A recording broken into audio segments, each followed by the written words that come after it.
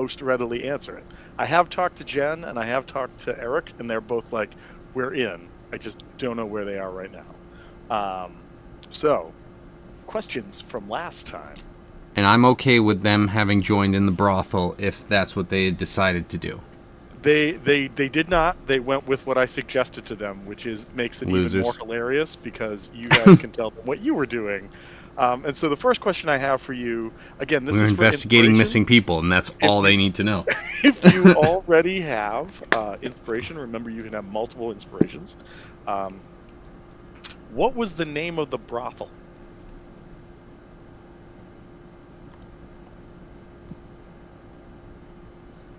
Hmm.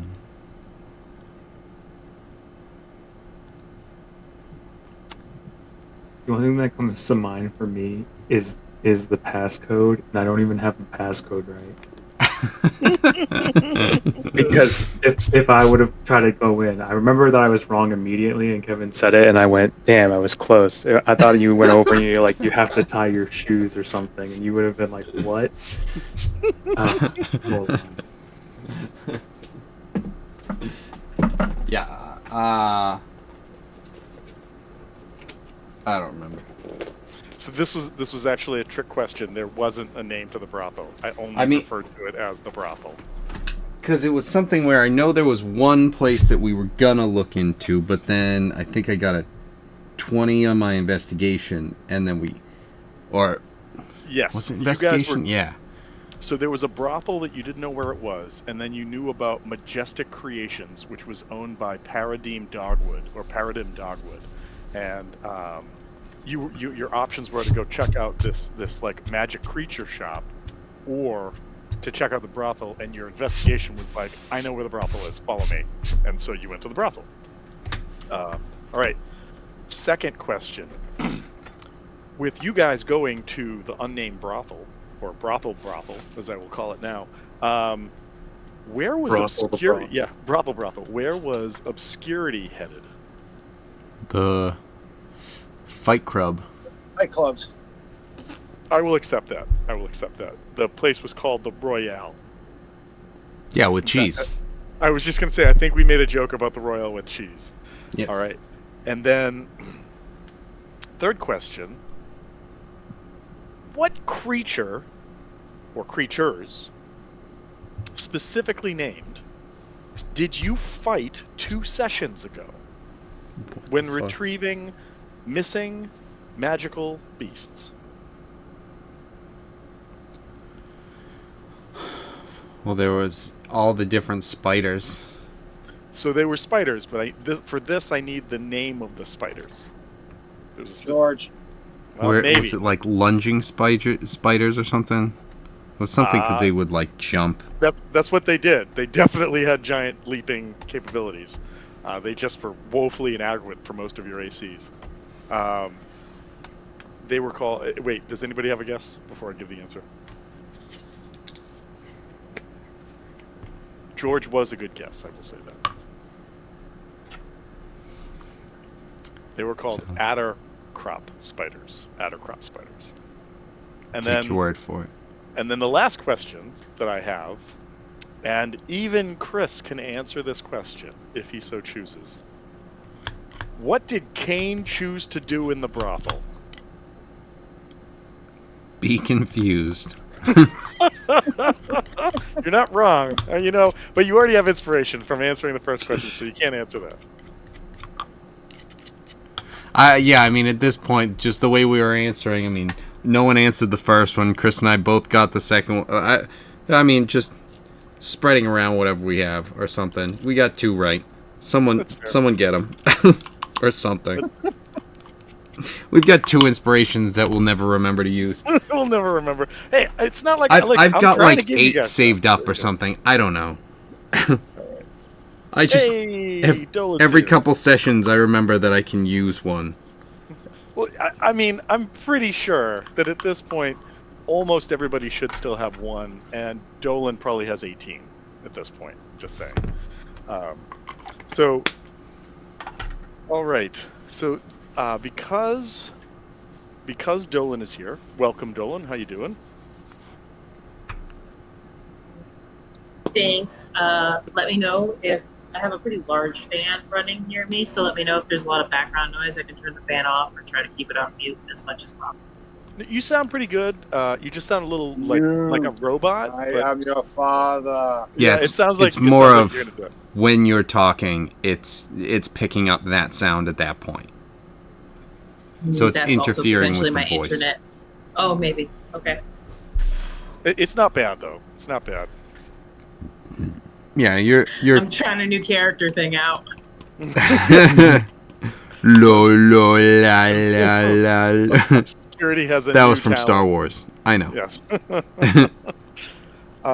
So what I think I'd like to do is I want to jump in with Jen and Obscurity and kind of go over that to start this off, and then cut it back to. So I think the question that I have for the folks that played last week, your plan was to effectively spend the evening where you were, correct? No one was kicking you out, so you weren't going back to the camp. Yeah, seemed like a nice enough place. Right. Okay. It seemed like a place we could lay our head down, sort of thing. Yeah. So effectively we've seen what your day was like last week. So last week you took care of unifying the churches. I'll leave it up to you guys to kind of fill obscurity in, and if Sovenis joins us tonight, is like filling him in as well. So I'm gonna cut it over to Jen to kind of describe the second half of her day, because even though you weren't here, Jen, you were part of the church unification actions, where basically everybody went around to the churches and got them to buy into the hey, we should be working together plan that Laura Beck, the giant eagle rider, had told Nim about a couple sessions ago. So Yeah, like every cult, it only took a couple of gold pieces. yeah, well, actually, there was a moment when Chris asked me, "What would my sister in the shape of a giant wooden sword say?" And I was like, "I don't know. You're probably gonna have to talk to Jen about that." So maybe that's something that you guys have to chat about at some point. But effectively, after unifying the churches and realizing that it was kind of like mid-afternoon, people set off in different directions to do different things. So Venice headed back up to the northern part of the city to deal with the Wayfarers and continue whatever he's been doing with them. And you, through your bot man, as it were, your informant, Jagovich, the hell is that guy's name? Chekhov? It's not Cherkov. It's not that. It I didn't say is. Chekhov. I said Chekhov. It's not. Well, it's not that either. Figovich, not Jigovich. It's Figovich. No, the J was Judson. I think it's Judson Figovich. Yes. So I know. Figovich came and related that there were a number of other sort of stuff and things that you can check into, and one of them was this fight club that exists on the south shore or the southeastern shore of the peninsula that Sequin is on.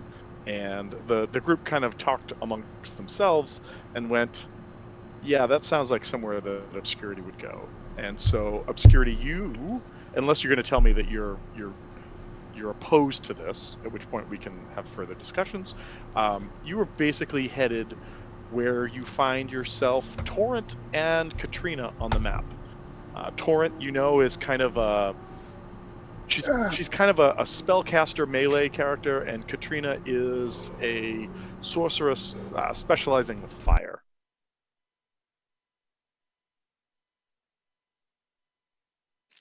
As you are making your way towards the destination that Figovich indicated, I'd like you to give me a perception check, please.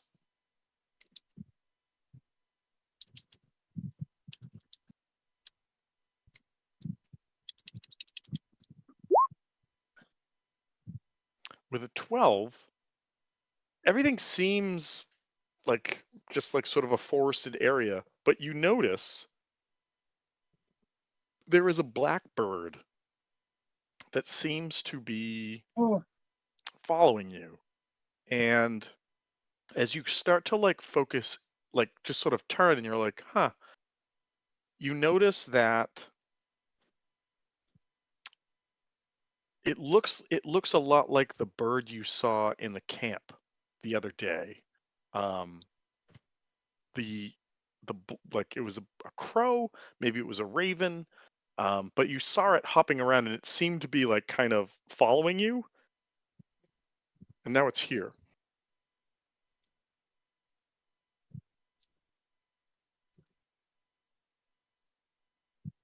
I knew I didn't trust that fucking bird. Hmm. Um, does it see me see it?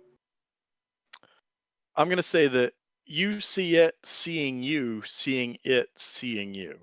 Son of a bitch.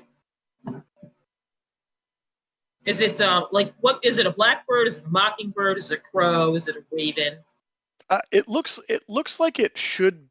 It looks like a raven is what it looks like. Like crow, raven.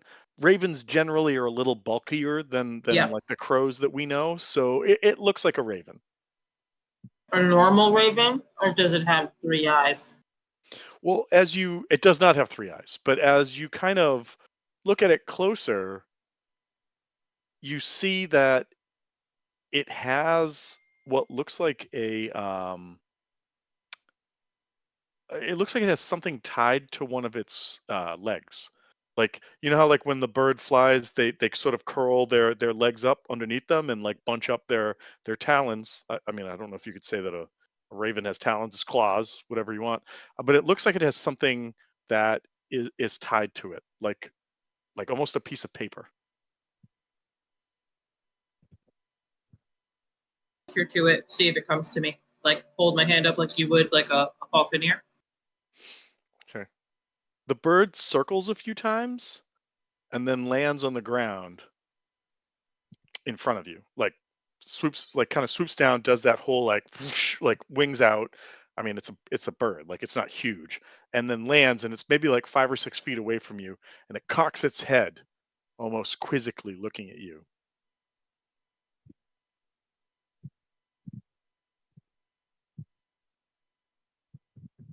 Some like little nuggets of dried meat jerky from my hunts the other day. I take a little piece of dried meat, a little kibble of dried meat out, give it towards the raven. The Crow. raven The kind, raven. yeah, the rate, like, do you kind of toss it on the ground? Do you hold it? Like, how do you do that? No, I hold it in my hand, kind of convincing, asking him to come closer to me. So the raven again, like like corvids, ravens, crows are fairly intelligent beasts, Mm-hmm. and it's actually quite a regular possibility to make friends with them. And like if you give them things, they will bring you things. So as you kind of bend down with this without even needing to make like an animal handling or something like that, the bird kind of like crows will walk, they don't have to hop. Will kind of walk and then kind of go back, kind of give like and then it kind Really, of backs so it, okay.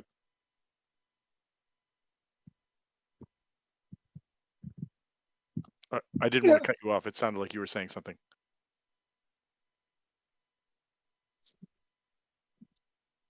nope. Okay. So it kind of walks towards you, then walks back. It seems like it wants to take it, but it's being reserved. And at that point, you hear in your head a voice that says,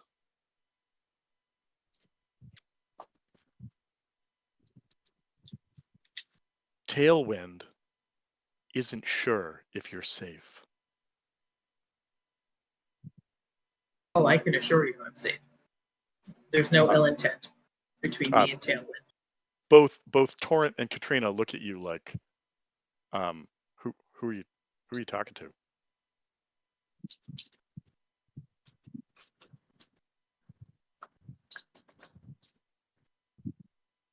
I mean Tailwind no harm. I feel he might have a message for me, and I simply wish to show him a gesture of gratitude. for his service. So as you say this, and I assume that you continue to sort of sit there, maybe like on one knee or kind of like Yep. scooted down, offering it. People see this individual There we go. coming, stepping out from like a tree, maybe like 10 or 15 feet away, that no one had noticed prior. I don't know if this goes to your journal, or can everybody see what I just posted or just put it? You can see it. Okay. Um, hold on. Just want to make sure I've got It's this also right. in the journal too. Cool. All right. You see a short, wiry young man, human, with dark brown skin and a shaved head. He has a relaxed, disarming air about him, wearing like a constant slight smile, which never shows teeth. And you notice as he walks out that there are ravens tattooed on both his left hand and his right hand. And as he comes out, he says, I find it's always good to test people and see just what kind of people they are by how they treat animals. Tailwind has a note for you from my master. Their name is Led by Dreams, No Sorrows. And it's my job to make sure that if you take that note, that you will mean her no harm.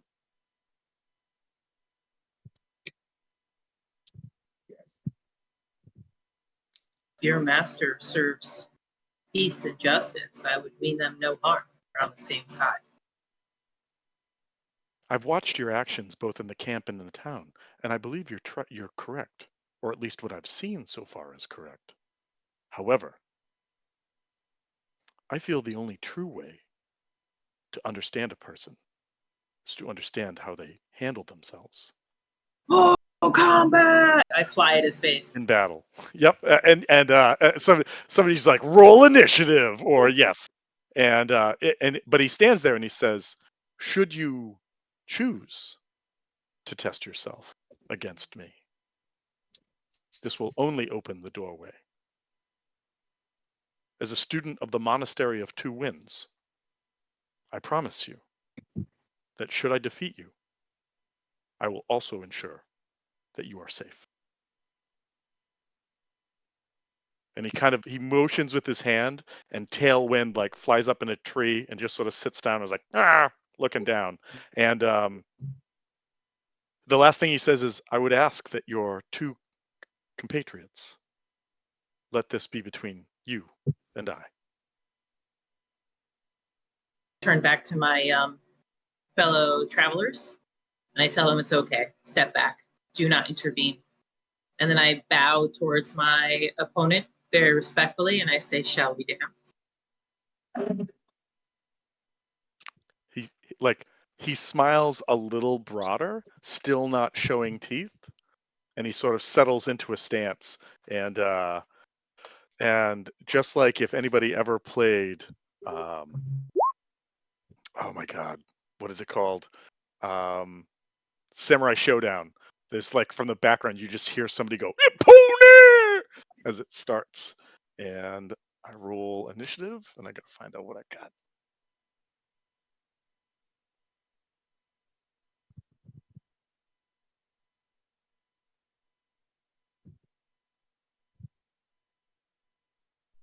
Come on.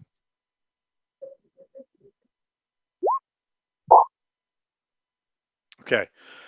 So I have a question. I have built this character in D&D Beyond. However, I could not do something that he specifically has in this book because D&D Beyond doesn't recognize it.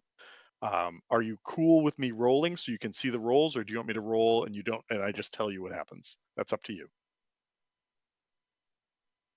Your preference, it doesn't matter to me. Okay. Just don't lie. So I will tell you, I will roll so you can see it. Just know that he has a +1 to both strike and damage that I cannot get in D&D Beyond. However, as he will explain to you, his name is Three Weeping Ravens, and he Hold on one lunges. second. Wait. Two crying camels. Oh! Reaping. Oh, that's ominous. Okay, he lunges at me. As he lunges forward, first he does something else, and that is, I'm going to see if I can do this. Can I do this? Will this work?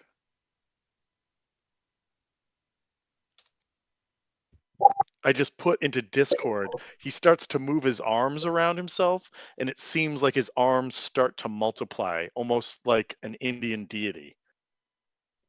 And after doing that, he launches himself forward towards you and proceeds to strike at you 4 times.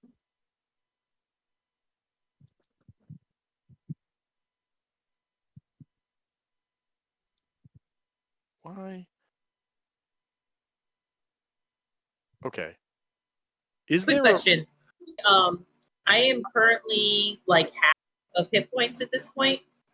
So have I rested? Am I actually at hit points? You are rested and at full hit points because Okay. you rested before you set out on the day before. So Okay. whatever you Take a long suffered rest. with the Adacrop thing, yes, give yourself a long rest. Okay. Got it.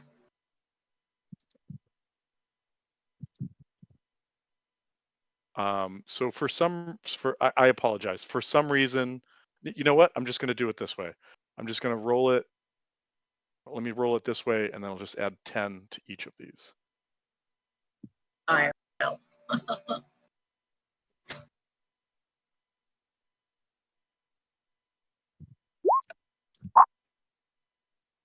Oh my God. Okay. Of course it's going to come up that way. Okay. So a 28 hits, a 26 hits. Does a 16 or a 17 hit? 16 and 17 do not hit. Okay. So he comes in, and the first 2 you're able to block, but just like these almost ethereal arms that are coming out from his sides, like Goro from the first Mortal Kombat, just come in, and you're just like, you were expecting the first 2 blows, but the second ones you didn't see coming, and then they do. I need 1, 2d6.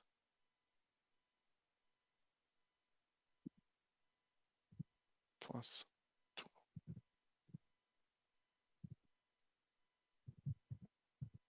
Yes, roll 20. I asked you to do a thing.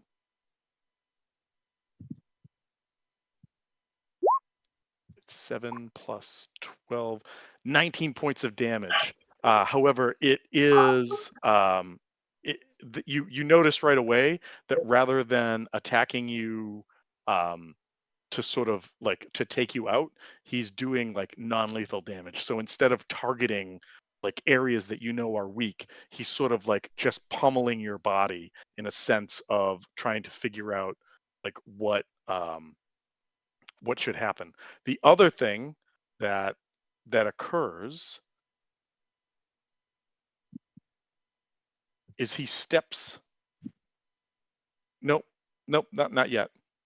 That's what he does. That's what he does. He launches himself at you. His arms start to blur around you, and then he launches 4 strikes, 2 of which hit for a total of 19 points of damage. He's doing non-lethal damage, but I do in fact take that damage in my hit points, correct? Yes. Okay. And I speak back like the old Bruce Lee dubbed action flicks, and so my mouth is moving, but words are only coming out intermittently. I say, very good, 3 reaping ravens. Have some tea, Mr. Braithwaite. I'm used to blocking opponents with 2 arms, not 4. And then I will follow suit and do my unarmed strikes. Okay.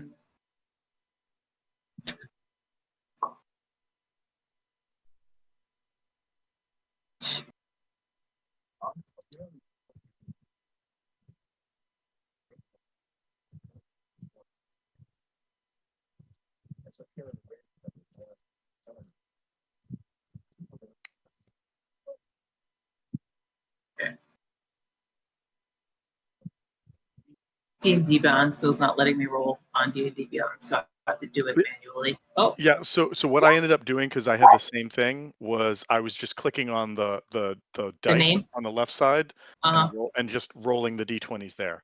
So your Got first it. roll is a 27. Yes. That's it. That is a hit.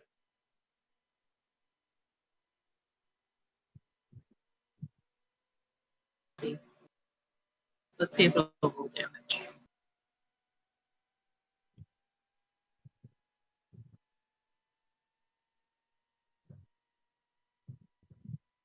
And if it doesn't, just roll the dice on Yeah, the that's side what I'm and add the doing. modifier. That's what I had to do. So Yeah. I was just hopeful and trying to be lazy. I know. I mean, I felt the same way. I was like, I just do all of this right. Oh, it's not doing it. So that was my first attack. My second attack. I might not have 4 arms, but I have 4 attacks. Okay. Um,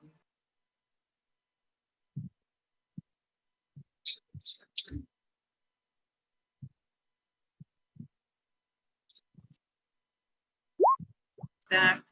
Ooh. Does a 15 hit? 15 does not hit, but it was 11 points on that first one. 11 points of damage. Okay. I'm gonna do flurry of blows. Yep. And pop pop. Pop pop. Do that later.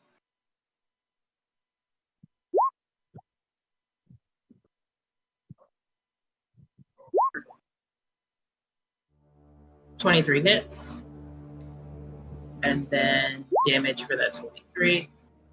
10 points of damage for the 23. Okay. So all in all, 21 points of damage. Cool. All right. He looks at you and smiles. And he's like, I knew you were worth watching. However, I don't know if you can keep up. And he disengages and steps away from you. And as he does so, he only steps back 5 feet. So he's now like 10 feet away from you. Or there's a 5-foot square between you, I should say, for like map senses. And then he still strikes you twice. Or at least attempts to. From So 10 feet away? yes. As Okay.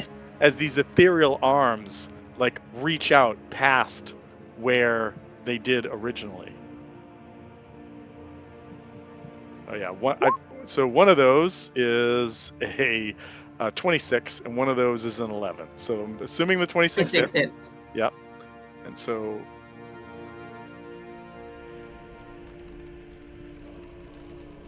wow, that's a poopy roll. But so that is 7 points of damage. How are you doing? I mean, I assume we're going to go to unconsciousness, so I'm going to go. Well, like, where does that put you? Does that put you Half. like it puts you at bloodied? 26 out of 52. So Okay. yeah. So Right? he looks at you and he says, "I'm happy to continue, but I feel I've learned what I need to. Oh, I think you are worthy, and I okay. also hold true to my word." And he steps forward, and he puts his hand towards you. Do you allow him to? Yeah. He puts his hand towards you, and you see it's his right hand. And his right hand has, like I had said, another one of these raven tattoos on it. And as he touches you, he heals you for. I'm gonna roll it. Because I don't think I can do it anyway. So.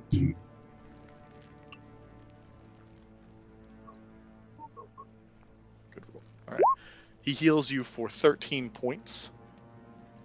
And he says, I believe that the message can be delivered. And he reaches up, and the raven comes down, and the raven lands on his shoulder, just like in the picture. And as he reaches, and he puts his left hand towards the raven puts his arm out, and he's able to pull the message out, and he hands it to you. And the message is an invitation to come and speak with this small group of monks who are also refugees from Sindare, who have settled in the forest that you guys heard that there were some goblin problems in earlier. Their leader is a middle-aged woman by the name of Led by Dreams No Sorrow, and that she would like to speak with you. My compatriots come. Of course, although the invitation is to you, as it is you who have been tested. They may need to wait. Also, I assume that your business here is to go and try to find aid from those who profess themselves to be heroes at the Royale. Yeah. Yeah, sounds good. Most of those who find themselves at the Royale today are braggarts or those who put themselves above those who you have already helped. And I would suggest your time might be more well spent in taking care of other problems. But as the hour has already started to grow late, you may be able to make it back to your camp before nightfall. And then tomorrow, if you have time, I would love for you to meet with my master. He says, I appreciate the test of your skills, and you are indeed coming along as a disciple of fill in the blank obscurity. What are you? No, I don't. I don't think I picked something. What's your Oh, my monk house. style? Are you like open Uh, hand? Are you like hold on. Probably under script description. shadow? Yeah. Yeah, that sounds right. He goes, I think that if you are willing and have the time, that I would greatly enjoy guiding your path as we move forward and as you move forward with whatever life puts before you. He says, goodbye, and he bows. And as he turns, he lets Tailwind go up. And you notice that on the back of his head, there is an additional raven tattooed that wraps around on both his ears. And if you see the picture, you can kind of see like the dark marks that kind of come up above his ears. And as he starts to walk away, give me a perception check.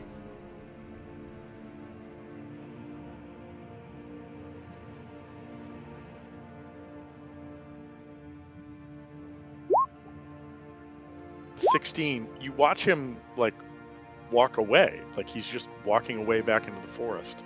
But after maybe the fourth or the fifth step, it becomes harder and harder to see him. And there's a moment where like his form almost wiggles like like what the heat does to your ability to see in the summer on a highway, and then he's not there anymore.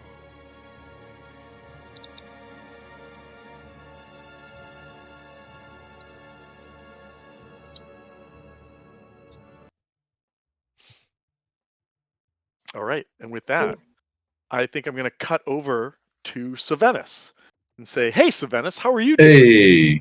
Oh, just Hey. ducky. All right.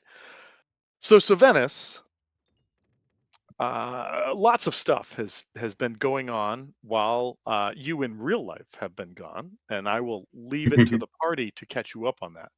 But what you've been working on is something you started on day one when you came to the city, and that was you found out about this group called the Wayfarers. Travelers Mm. of of a thousand lands, performers of ancient legends, and those who know the truths between living myths and those that should remain unspoken.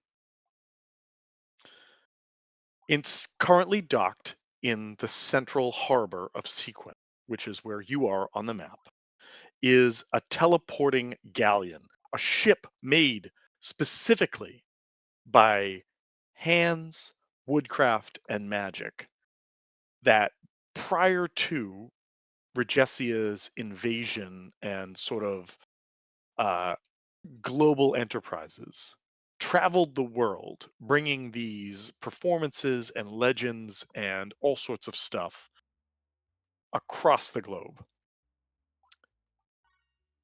anyone can attempt to join the Wayfarers, and I believe on your first attempt, you had gone and found out about it and tried to do it and had failed, but had found out that you could come back, which is kind of why, while you were away, I said that this is what you were working on. The Okay. qualifications in order to become a Wayfarer was that they must be a talented acrobat or performer and possess some level of magical skill.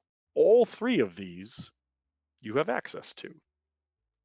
And as such, after your kind of disheartening moments when we first came to Sequin, you kept returning in the hopes of gaining not only the attention of the Wayfarers, but also potential access to their brethren and brotherhood. Is that something you wanted to do? And if it's not, we can stop right now. But I felt like that was something you would want No, to do. yes, definitely. This would Okay. be a fun time. So unfortunately, and I had you send me some dice rolls Yeah. last night. Um, your next attempt didn't go so well either. But but your second attempt did work, and you garnered the attention of this lady.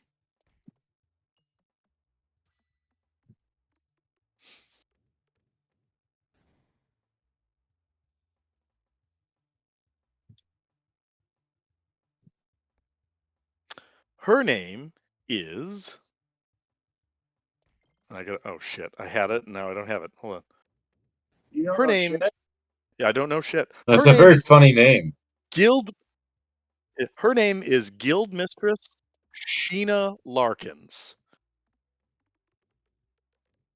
Oh, And she is she, responsible. Sheena? Sheena, Sheena, Sheena Larkins, as opposed to how like yeah, with like a Q or something, Shaquina. But anyways, um, Sheena notices that you have some talent and on your kind of second audition day and says, "Oh yes, I might be able to find a place for you in the Wayfarer's presentation of what is to be our magnum opus, the spectacular trial of Toteth Topek. We are preparing to present this in the next few days." I imagine Suvenis, excited by this, anticipates that Hmm. um, his ability to perform will be well recognized. And unfortunately, because of the dice rolls that you gave me, you have not landed the part of the main villain, but instead Ah, have landed the part of one of his main lackeys. Somebody who oh, goes all by right. somebody who goes by the name of Brigand B.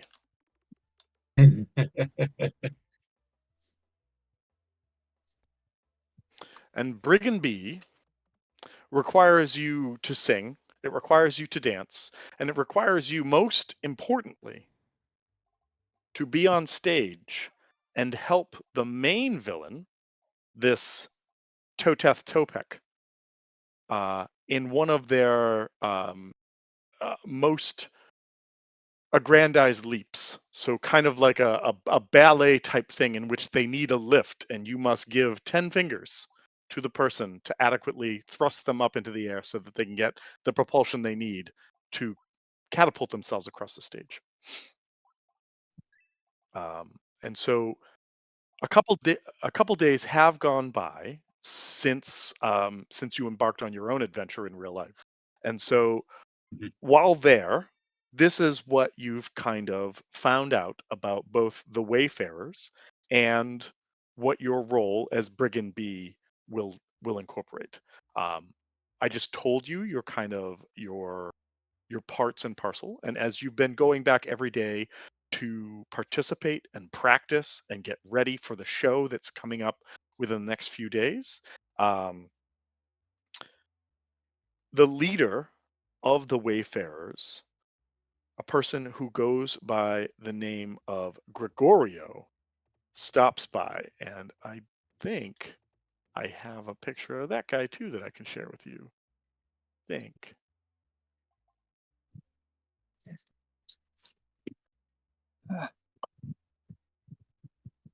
I do, but I don't. I don't know.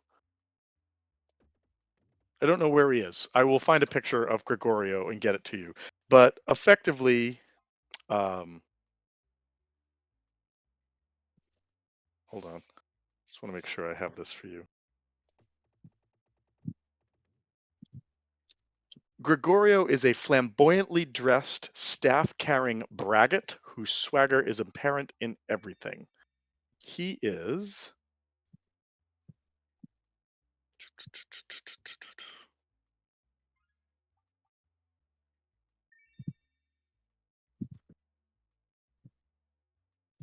Oh, that's why, because they list him back over here. Sorry, I thought I had the right page open, and I don't. So bear with me one moment.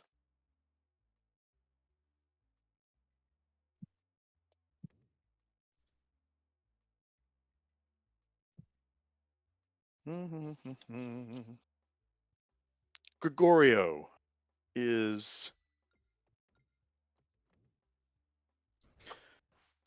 He appears to be a gnome. He appears to be a flamboyantly dressed gnome that walks around with a staff. And at multiple times during your practices in front of um, uh, Guildmistress Larkins, he has shown up to tell you just how terrible you are.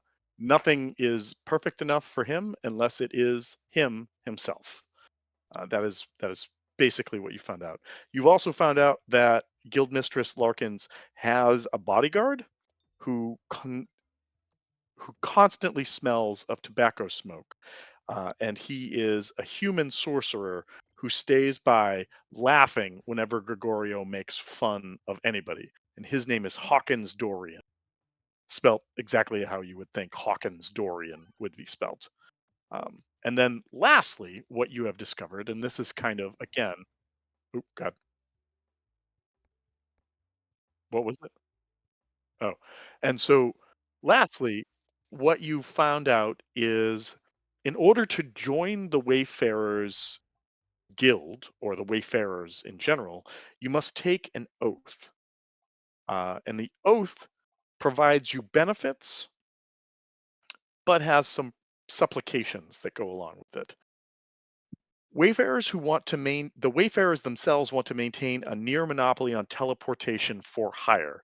And so anybody who pledges to become a member of the Wayfarers have to pledge to pay the circ, this traveling circus that they are, a fee every time they teleport anyone. And that fee is 20 gold per dimension door and 300 gold per teleport. Here's the boon. You have access to those spells and can use them once per day. When you gain access to them normally, you can cast them more if you have access to those spell slots. But kind of like when you take a feat that grants you access to invisibility or whatever, if you join the group, you have a once a day access to um, Dimension Door and Teleport. However, if you are causing anyone to travel besides in a life-saving endeavor that also saves your life, you have to pay the guild. A wayfarer must speak to one of the circ leaders at least once a month and submit to a zone of truth spell and report how many times they have provided teleportation services. Anyone who fails to hand over the mandated commissions is put on probation and is not allowed to make any profit from teleportation for a month. A wayfarer is also a wayfarer is not required. I'm sorry, just to be clear, a wayfarer is not required to pay for teleportation used when his or an ally's life is at stake. But when rescuing strangers, that ticks off. When moving people around to be helpful, that ticks off. The Cirque is not interested in a reputation as a philanthropic organization. They are a to be paid and for profit organization. If you decide to take the oath and gain access to these abilities, a wayfarer who regularly shirks or ignores the requirements is stripped of their powers in a very violent method. Effectively, the Cirque keeps a wight in its employ, and that wight will travel across planes to find you and will reap from you life from any who transgresses against the oath that they have taken with the wayfarers, to the point that you will be no stronger than an apprentice wizard. Level wise, you get reduced really low in levels. The former wayfarer is then arrested and placed in an oubliette for 1 year, removing from them the ability to travel by any conventional or magical means. So this is something to consider. You are not, by taking part in the Wayfarers and being part of this upcoming play, you are not obliged to do this. But Okay. as Ah. somebody who is part of it, you can if you want to.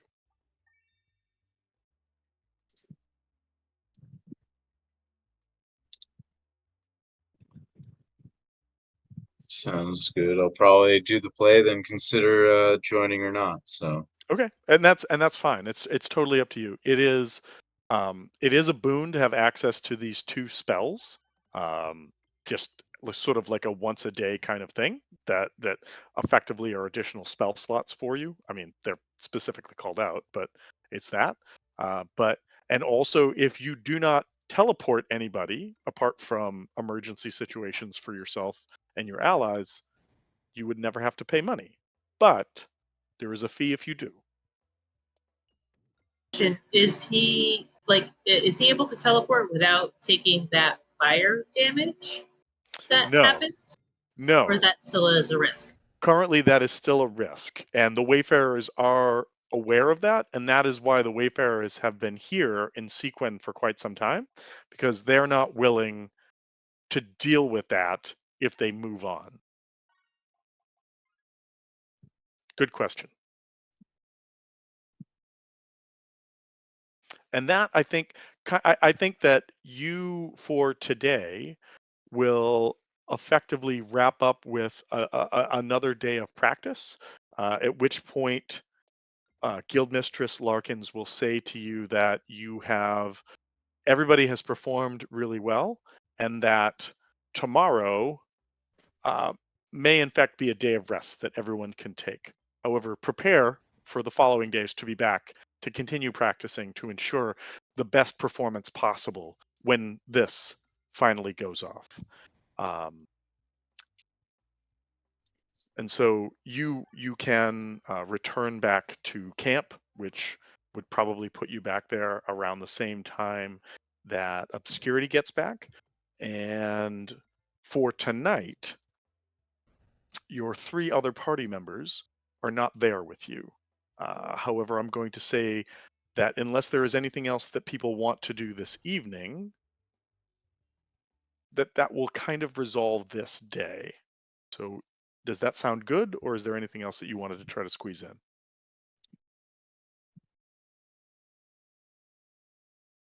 mm-hmm. I mean, I'm definitely going to tell the party about my encounter with Mum and suggest that either I go and speak to the leader, Dreams No Sorrow, or we go together. But that there's definitely something there for us. Okay, so for tonight, you could talk to Sylvanas about that because you and Sylvanas will make it back. This evening, Kane, Nim, and Moruk do not return as they are engaged elsewhere. And so I think with that, I'm going to take a quick pause, take a bio break, and then we can pick up when I come back the next morning. So if you guys want to talk like you've kind of been chatting, we can just fast forward to that morning and then we'll go from there.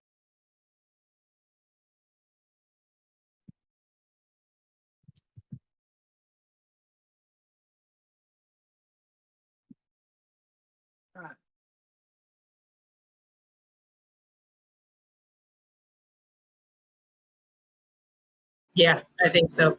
No, me and Sylvanas met up the night before. So if it's morning, then you guys are there.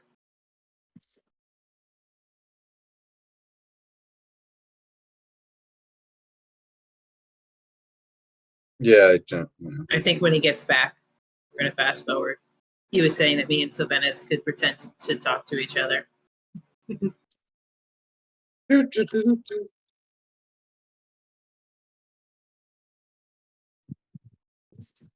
So many secrets.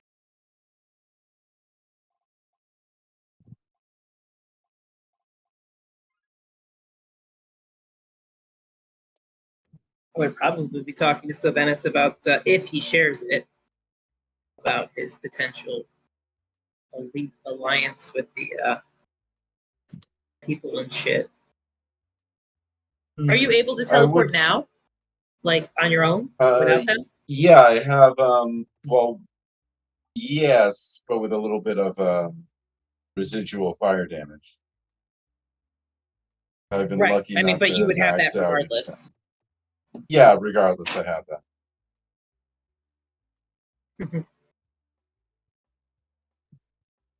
So I don't really, if you already have that ability, I don't know what the point would be for you to be beholden to somebody else and have to pay them every time. I mean, Yeah. you can go on your own. You could charge $300 Oh, yeah. gold and keep it all yourself. Exactly. Yeah, no, I just wanted to see what else they were about, so well. I was thinking it was like you were going to be able to teleport without taking fire damage. Then that would have been something to negotiate. Yeah, I thought so too. But if I'm still taking the fire damage, Right. then So fuck it. fuck it. Yeah.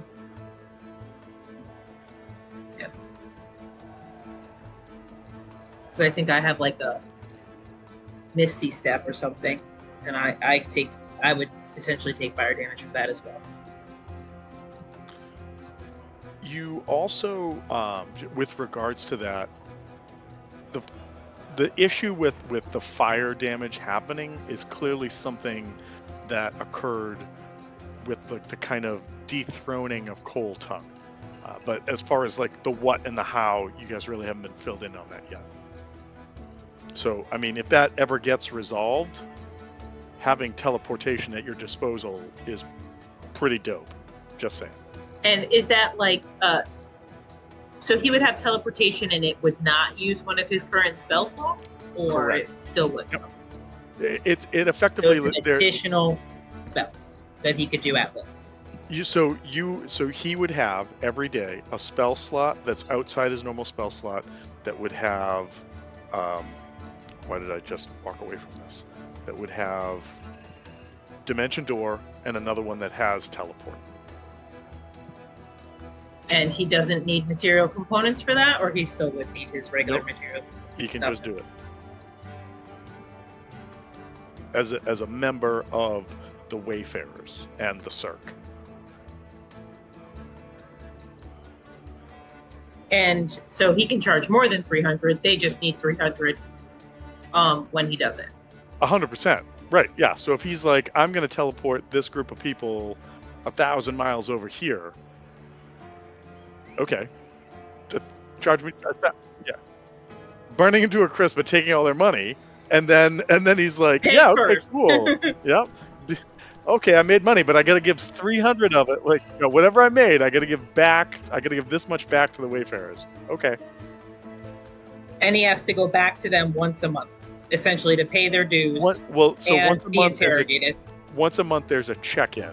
So for folks who played Pirates, it would be a lot like when we had to go back and deal with the Admiralty and like the ruling pirates and weigh in and tell them what we had done. So, but it's probably done via like a scrying or a messaging or something along those lines. Like you don't have to come back to where they are. They can do that at a distance. But a zone of truth is cast, whether it's via scrying or whatever, and says, we're going to check and see if you're lying. You have to go back to them regularly to give them their gold. I'm sorry, I heard two things at the same time. Said you would have to go back to them regularly to give them their gold. I mean, you could send it. Okay. I mean, you could say the check's in the mail, and as long as it gets there, they're like, yeah, he's cool. He pays up. But like, if you say the check's in the mail for like a couple months running, there's probably going to be some repercussions for that. What's a check? I mean, I still know what a check is. And I invented checks in 3.5, so Tom was there. I think that's true. I actually think that's really It's true. 100% true. Yeah. I invented checks. You were just like, I'm gonna write checks, and everyone's like, "What the fuck's a check?" And you're like, "Let me I didn't explain call what. them checks. Let me explain what a check is to you." And now I've created it. It exists now. There you go. My character was a druid, go figure, and she had a little a bracelet that had an engraving in it. And in real life, I had that bracelet, and I would wax ink my emblem that came from that bracelet with a certain amount of gold, and I had my gold in it was like a goblin bank or something like that. It was a goblin Yeah. bank. Is what it And was. they Yeah. used to be able to take my note and go and cash it out at my bank account, at my bank, with my wax sealed insignia. It was, in a way. What's funny is it predated Gringotts. Yes. It was like it wasn't a campaign like a published campaign. It was a homebrew game, and the guy running the game was just like, "Yeah, there's a bank and it's run by goblins." And I've always found that hilarious because later on it was like, "Oh, Gringotts, Goblin Bank." Yeah. Obviously. Obviously. And I just think of Tinker, and if anybody ever walked into a bank and saw Tinker at a teller's desk, and he's like, "Yeah, I'll take your money, okay?" And Yeah, you're right. like, no, not at all, not at all. I think he was making us actually take the weight of gold or something like that. There was an incentive for me to not carry my gold because I think we actually had to we were carry it by dealing weight. with.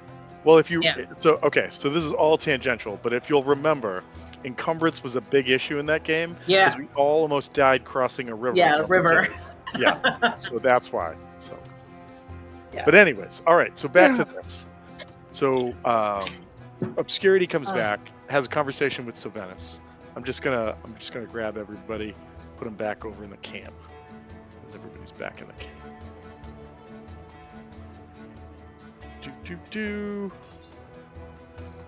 You guys realize, depending upon how you're sort of setting up, watch, or if you're setting up watch or whatever you're doing, that after a while it becomes very clear that Kane, Moruk, and Nim are coming back.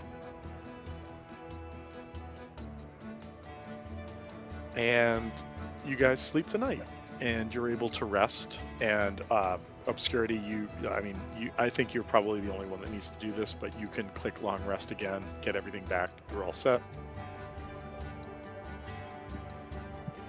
And the next morning, you see your other three fellows coming into camp to meet up with you. You also see a friendly face in that being Figovich. He's like, "Hello, yes, I am back. What does he want me to tell you about today? Oh, I think that the big things you should probably remember is one, at some point today you will have a house you can move into. That's pretty cool. I should probably have asked if I have a room, but whatever. And two, you have that meeting like this afternoon with the Lyceum War Council, so don't forget about that. That's going to be a big deal." He reminds me of Crazy Harry. Crazy Harry? Yeah, you don't remember the Muppets? Which guy was Crazy Harry? Crazy Harry, play with the electricity. I don't remember this guy. He wasn't the guy with the boomerang fish, was he? No, that was New Zealand. Oh, that's right. That's right. Yeah. No, I don't remember Crazy. I'll have to look Crazy at Harry's the one that blows everything up. I mean, okay, I remember a dude that blew everything up. I didn't know Crazy Harry. You always see him with the dynamite plunger. Oh, he's Yep. half got him. Well, listen, I can tell you, I am not, in fact, Crazy Harry, because I have no dynamite. In fact, I don't even know what that is. But I do know many things that are happening in the city, and I'm happy to tell you about them if you want to know them. So just let me know. Figovich here. Not yet. No, he's hanging out for right now. Best 1 gold a day. I think Nolan decided to pay. I only had enough gold for like the next 3 days, which I think is Don't now. tell Bigovich that, or he will get very upset. I don't want to. Um, I don't want to Well, not get wait a paid. minute, wait a minute. It should have only been 3 days at this point. Our house was supposed to be finished in 3 days. If this is really a fantasy, then it got done in 3 days. If it's reality, then it took twice as long. Well, no. What I'm saying is, if you want me to keep hanging out and telling you stuff, I mean, you'll have your house, but I would like to stay on the payroll, as it were. I Right, like this okay. relationship. Then we're gonna have to renegotiate as a group because I only have 3 gold. And then Bigovich also our murders ship. you all. Did our ship arrive? Your ship. Yeah, our ship with our crew with my Pegasus.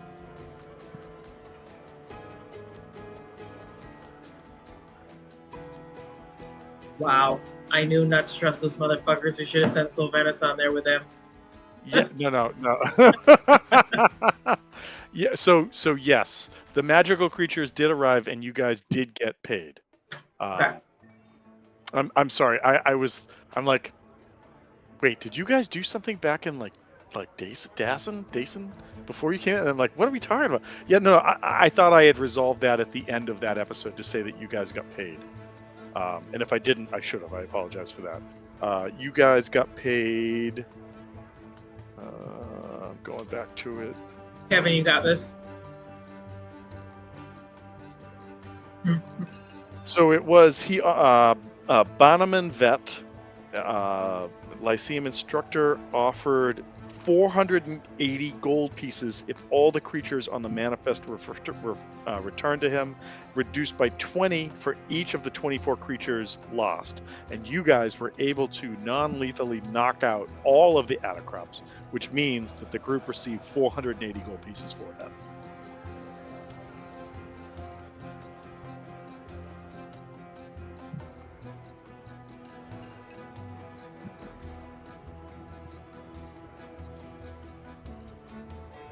Funny, honest. Oh, I thought you were going to just give 60 gold to Figovich for all his help, and he was going to be very happy. I don't know why you thought that. I don't know We what all made you need to have think that at dreams. all. We all need to have dreams. You have a house. I don't. Right, yeah. Keep earning that 1 gold a day, bro. Listen, I'm Save just up. saying, maybe if you could give me a room, or like a Give you blanket a or room? something, I'd We love can it. rent you a room. Well, how gold about a this? day. I mean, as long as I'm earning my keep, like you pay me, I pay you with information. It's great. Okay. It's perfect. We pay you 1 gold, rent is 2 gold a day. Son of a bitch. I don't like deal. I don't like deal at all. You're gonna have to start working for more people at a time. I multiple can't. You are jobs, bro. very needy people. Also, you're the most productive people in town, which is why I work with you. Nobody else pays a gold. Trust me.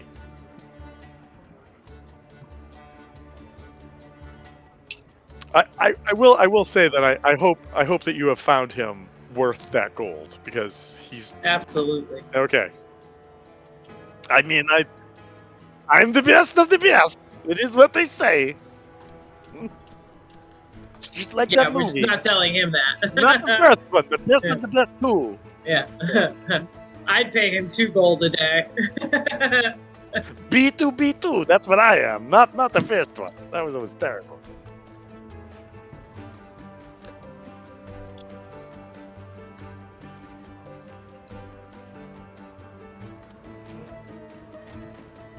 Maybe Morak. He's the total package. I imagine that, like, I imagine in the next book or two that there's a rivalry for sexiest member because of the intelligence and charisma combo between Kane and Morak, and everyone's like, we got to rethink this shit. So, but that said, everybody comes back. I think probably you guys should catch Obscurity and Sylvanus up.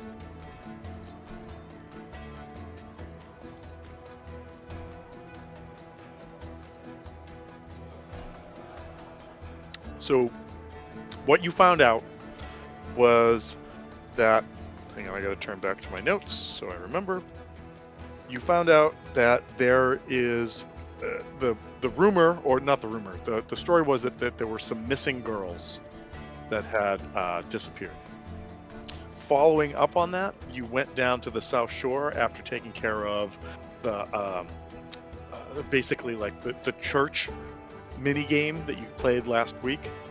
You found out that there is a transmuter who has a shop called the Majestic Creations, whose name is Paradigm Dogwood, that lives down there, and that he has been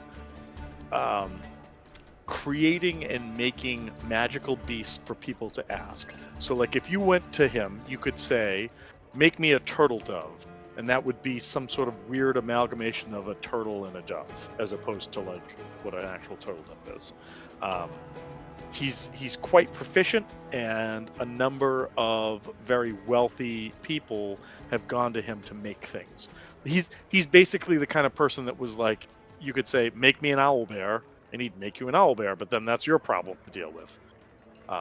The other thing that you found out when you went to the unnamed brothel was that, I mean, maybe I'm sorry.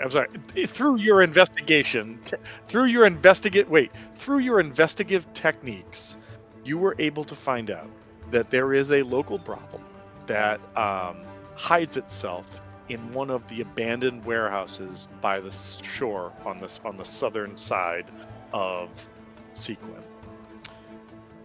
Rumor has it that it is controlled by a halfling rogue by the name of Sarnaban Gremen, who has connections across the city. Some of the things that you were able to obtain information-wise while you were there is that the wealthy clientele of Sequin also have sometimes weird or unique tastes, for lack of a better way to put it, and that Torrance master, or sort of teacher, Lee, was one of the clientele that you observed frequented this place. Additionally, there is the person who's basically in charge of the naval capabilities of Sequin, somebody by the name of Makung Shaftabem, an Osteliner, somebody Osteliner. I like it. An Osteliner is basically in. I don't want to say in bed with after we're talking about brothels, but basically is very well connected to Sarnaban, and that this brothel, although you weren't able to find anything illicit, you were able to find several rumors that seem to connect Majestic Creations to the brothel, and that there is a high likelihood that there may be some kind of illicit dealings that involve Sarnaban, Paradigm, and the needs and the individualistic needs and wants of those wealthy clientele coming to this unnamed brothel. Additionally, you also found out that it costs 50 gold to get into said brothel.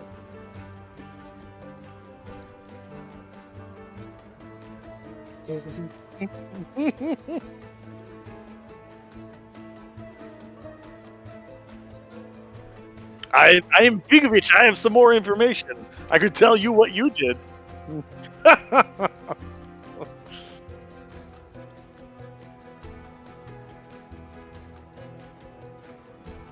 You did not.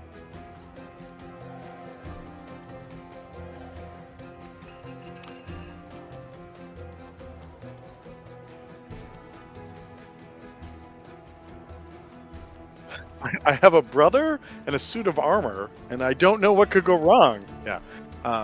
And a dog, and I have a dog as well.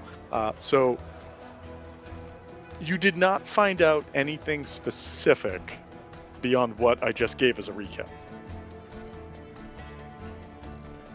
Apart from potentially, what some people's personal desires are as characters.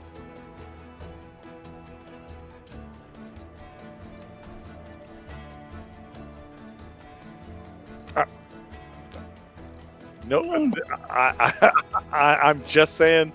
Last week was a trip, and it was fun, and I'm glad we're not still there.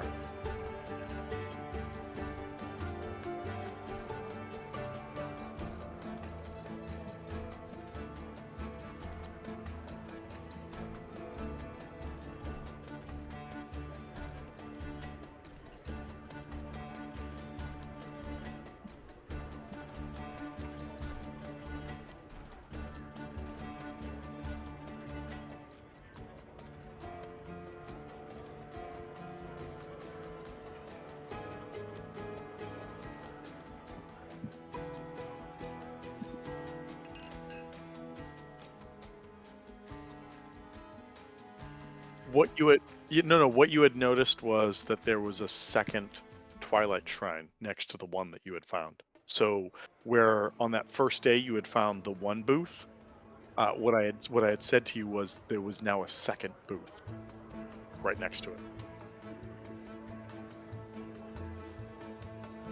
That's exactly it. It looks like somebody had.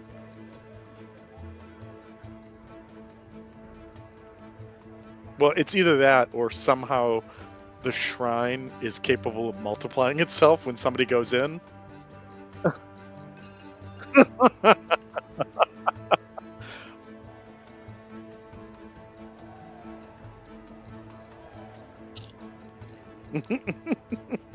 I wasn't in fully, but I am now. Yeah.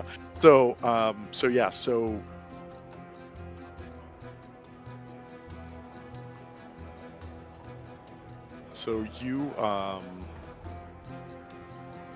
yeah. So that's where you're at, right?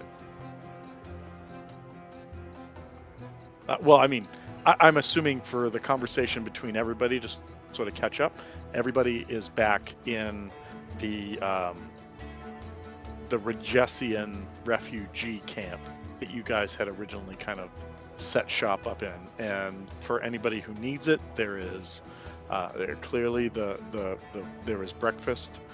Obscurity, if you need to run around and kill more squirrels, you can do that. But everybody kind I of. was in the woods. I definitely brought something bigger back. Brought back a tree. Bark is good. Eat it. Lots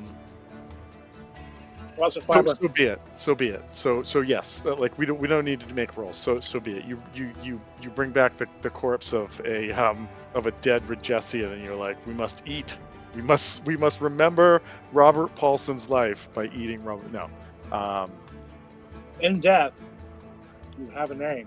His name was Robert Paul. Fight Club reference. If nobody gets it, but Well, I clearly didn't get it. No, you got it. You nailed it. I just didn't know if anybody else did. But anyways, so you guys come back. You can grab some grub. You guys have started to become recognized. Like people like come by and like say thank you, or kind of like look, like you walk past them and they look back and notice because of all of the things that you've already done for Sequence since getting here. Literally, like what? 2 days ago, effectively. I think maybe 2.5 days ago, something like that. So, to kind of re-break it down. Oh, yeah, there's a couple things actually. Before I completely. So, today, your house will be ready at some point. Figovich is like, I will let you know as soon as it is good to go, but it will be soon. They've been working very hard on it. That's one. You guys have talked to Lee. You did that on day one. You took care of the arson rats. That was day one. You guys have found out about the Wayfarers. That was multiple days. So Venice, way to do it. Getting it done. One of the things Figovich tells you about is, so I know that you just got like a pretty good payday from, taking care of that wackawoo guy from the Lyceum and all of his weird bets. But you should probably know, if I haven't told you already, that in the Harbor District, and that's basically where Sylvanas has been the last couple days, there is an elf who goes by the name of Tenga Litaranesh. Tenga Litaranesh. And she's got a unique ability. She practices something called tattoomancy, and so effectively, if you spend the cost of a magic item, or you could have it put onto your body as a tattoo, so you don't actually have to have the item. So think about it. And if it's something you want to do, she does charge an additional fee, but it's pretty reasonable. Is it just like magic items, or like can we get maybe boons to our charisma intelligence? So if there is a magical item that provides a boon to your charisma, then you could have that item's effects tattooed onto you. The charge is 20% of whatever the magic item is. So if the item is 100 gold, it would be 120 for having it tattooed onto you. So we would only have to pay her 120. We wouldn't have to purchase find the magic item, purchase it for 100 gold. And Correct. She's like, currently, what level are you guys? You guys are level 7? 7. So she can do what's the lowest level of it's uncommon is magic items, right? The lowest level of magic items. It's uncommon, rare, Yes. and very rare, right? That's the breakdown. So she can effectively do uncommon. Yeah, I think that's the breakdown. So she can do uncommon magical stuff and things. So if that's something that you want to invest your monies into, she has a shop and you can go and get that done. All right, so we took her at Wayfarers. You took care of the Royale. You guys have heard about the ruins. The Figovich told you that it's a place that people basically go to try to find cash and then get killed in to avoid. Nim, as you kind of come back to the encampment that everybody's at, a very, I don't want to say well-dressed, because that's not the right point, a very put together squire shows up. So somebody that looks like they're in training to be a knight shows up to your area and says, I'm trying to find the one whose name is Nimavera. I believe I'm saying that correct. This letter is for you. You are of course the person who has led the unification of the churches on the southern shore.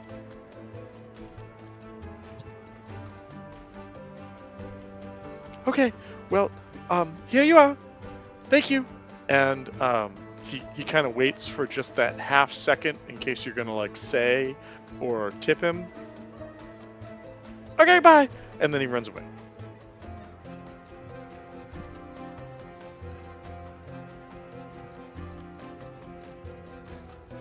Just throw the note on the fire and say, fuck this. All right. All right, so you unfurl the scroll and you see that you have received an invitation. You'll remember that the refugee camps were kind of broken up into groups. There were the Regessians, there were the people from here, there were there, but there was specifically a group of refugees that had come from Dassin. And apparently, there was a leader of the Dwarvish Dassen refugee camp, whose name is Xavius Phobane. You know what? I might as well just type that out because it's fun, but it's A thing. it is a thing.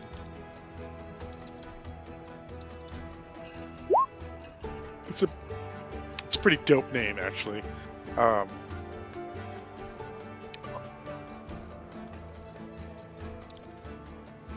Did you go with a Z? Yeah. Oh. Why did Roll20 just reload? All right. Anyways, so Xavius. So in the note, Xavius effectively says that he has been keeping tabs on all of the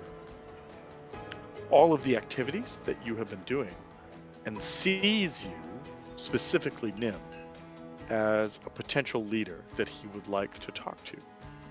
But he's not sure if you're trustworthy, and has challenged you to come and face him in a game of Conquest, which is a popular board game played by commanders, aspiring commanders, and casual aficionados of all things war.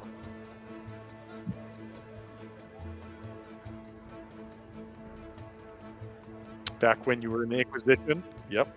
So I had a feeling. And so his note says that he would like to face you, but if there are others that would like to come with you, he doubts that they will be up to your level of skill, but looks forward to having a review of your abilities via the board.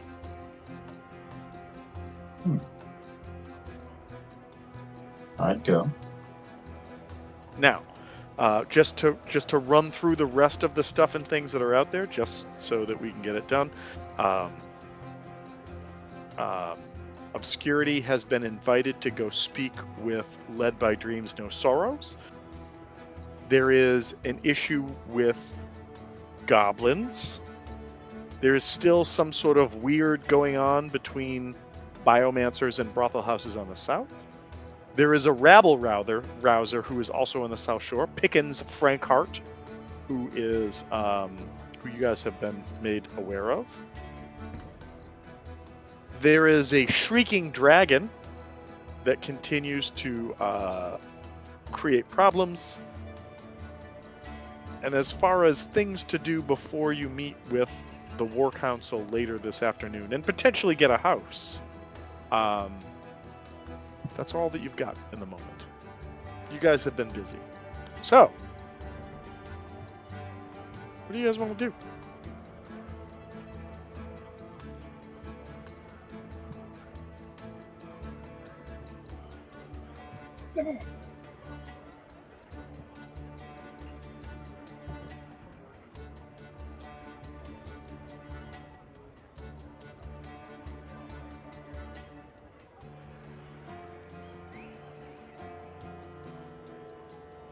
I mean, maybe.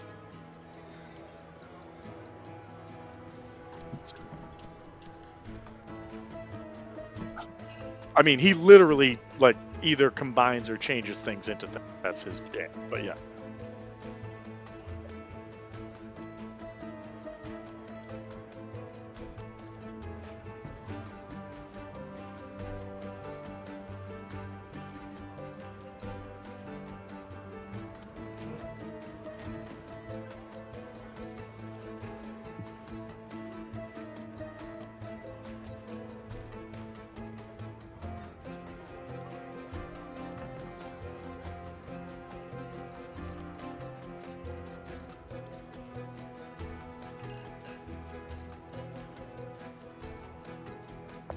So the invitation is for today.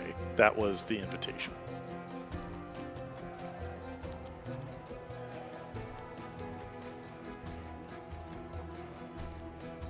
So the War Council is going to meet maybe midday. So you guys have a couple hours. I mean, depending on what time you guys kind of got back to the camp, I'm going to say you've got a couple hours to go do whatever it is that you want to do. Just know that there I mean, if you're like, I want to go do this, I might be like, you might not be back for the War Council. So there's that.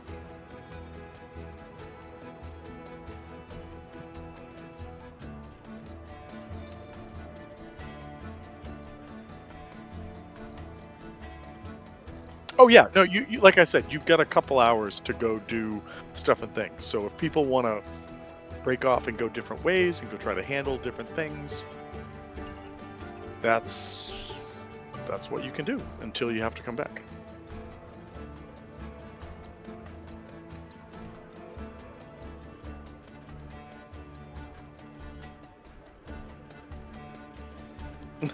It's not why, but that's what I want to do it. All right, so I've got Nim going to the board to the dwarven Dassen camp to meet with Xavius Fobane. What is everybody else doing? Does anybody have interest in coming with me to meet this leader of the monk refugees?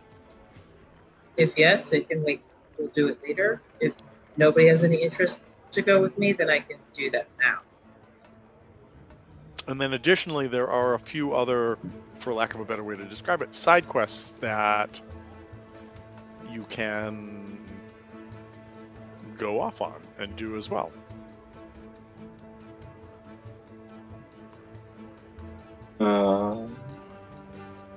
So I've heard from two. So let's do this. Yeah. So Venice, what do you want to do?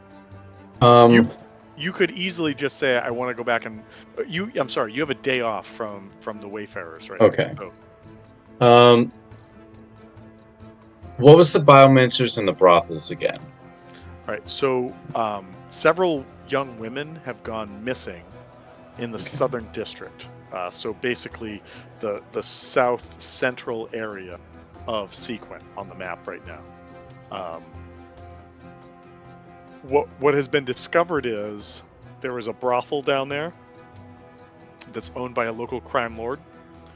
Many wealthy citizens go there, and some of them have unique tastes.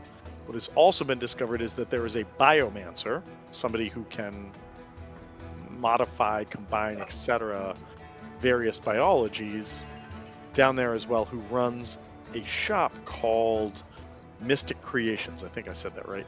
And there seems to be a potential connection between the two, but nobody's been able to discover anything with that yet. Okay. I could go for some investigation with that Okay. pretty easily. I feel Alright, like so- a bard wandering around a brothel and bars is, so.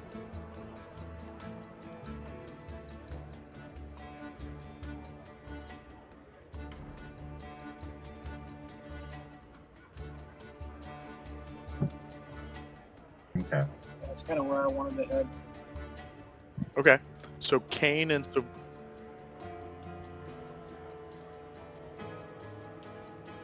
all right. So Kane and Sylvanus are going to go to the South Shore and continue digging about the missing girl.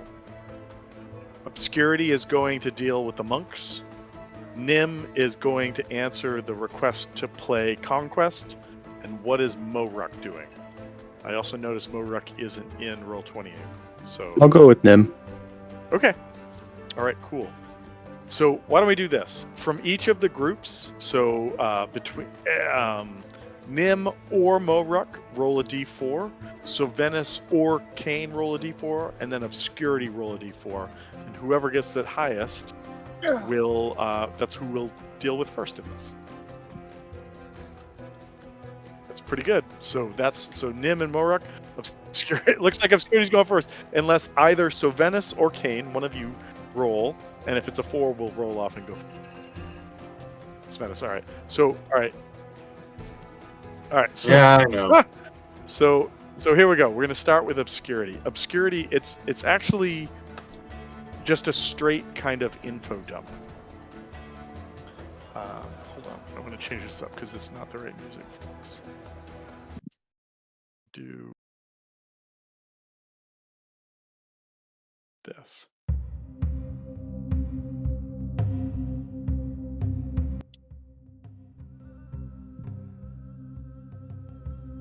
Yeah. So you travel. So you travel west to go into the sort of swampy forest that you've heard that there are goblin troubles in, but also where three weeping ravens indicated you should go. And you were traveling by yourself, right? This is a solo mission. If nobody came with me, I'm solo. But if somebody came with me, No, then no. So you.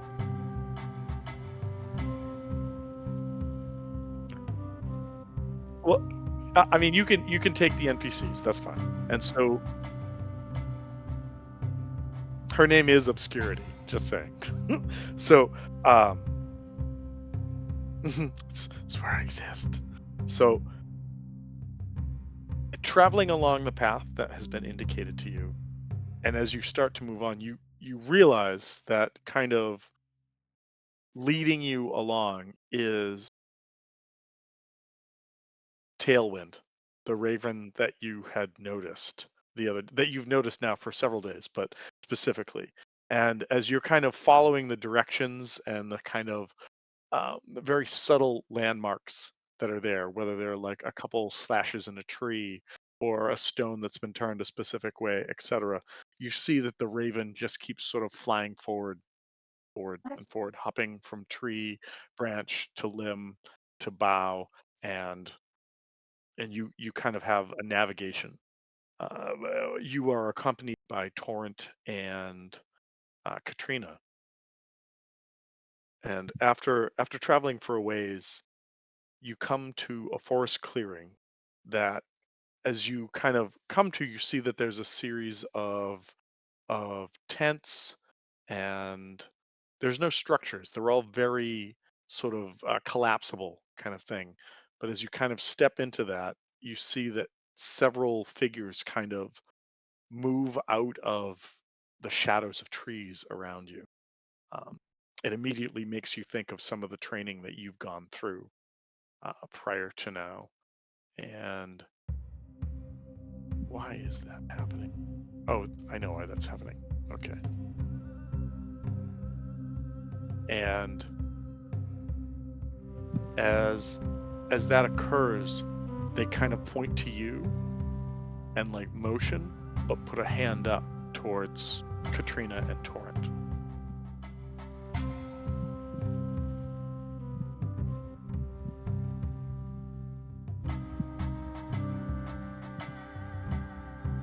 Do you do anything? continue.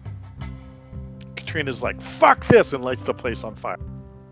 I mean, that's kind of Katrina's shtick. Unless you Relax, tell sit her down not by to. the fire. I'll be back. She goes, all right, work on those rear delts. Yeah, work on those rear delts, and she sits down, and there's just a fire in front of her on the I have a on the whole ground. workout. It's on Discord. She's like, I've been crushing these. Anyways, and as you start to move forward into the camp, stepping out of like another, it's not a shadow. It's almost, you know what? Roll me a perception check.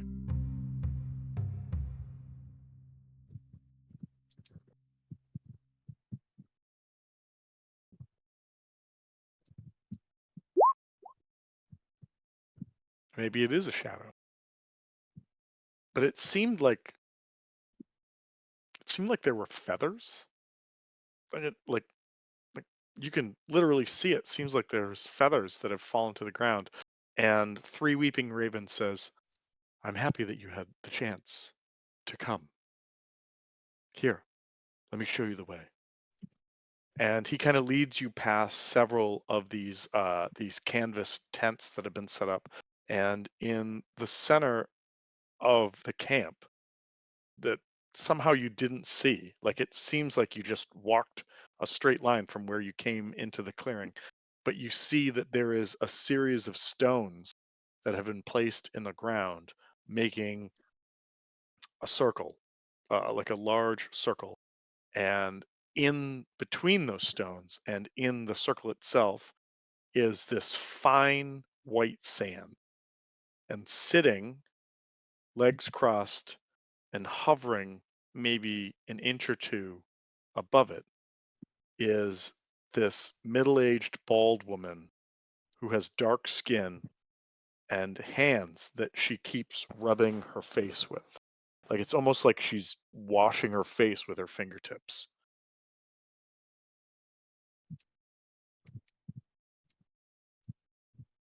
He says, and Three Weeping Ravens like brings you to the edge of the stones and says, "This is Led by Dreams, No Sorrow, and she wishes to speak with you, to tell you our story."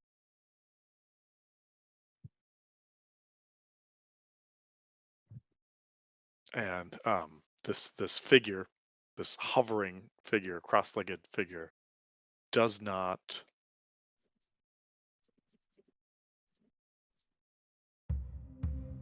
respond at first as you're there. So, what do you I do? sit, cross my legs. I sit on the ground, legs crossed, waiting patiently. I won't speak. I'll allow her to speak when she's ready. As you sit there, kind of getting yourself sort of primed for a conversation, I guess. Give me another perception check.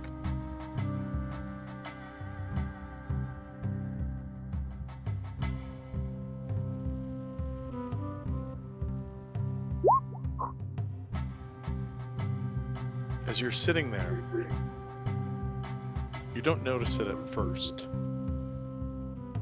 but it seems like Led by Dreams, No Sorrows is doing something that you're not familiar with, but it seems like it's something.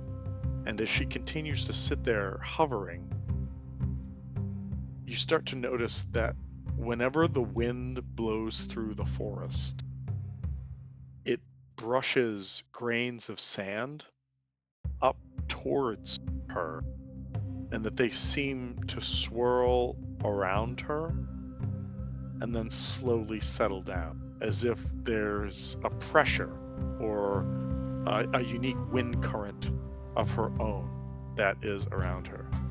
And after a few moments, she looks up. And as she looks up, her eyes open, and they are like just the brightest, clearest brown that like, have you ever met somebody who has like eyes that sparkle and you're like, are those contacts? Like that's not normal.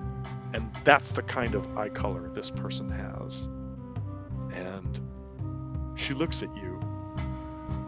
She says, "I understand that you met with Three Weeping Ravens yesterday, and he has nothing but the kindest of words to say. It seems you've made quite an impression. Why do you come here to speak with us today?"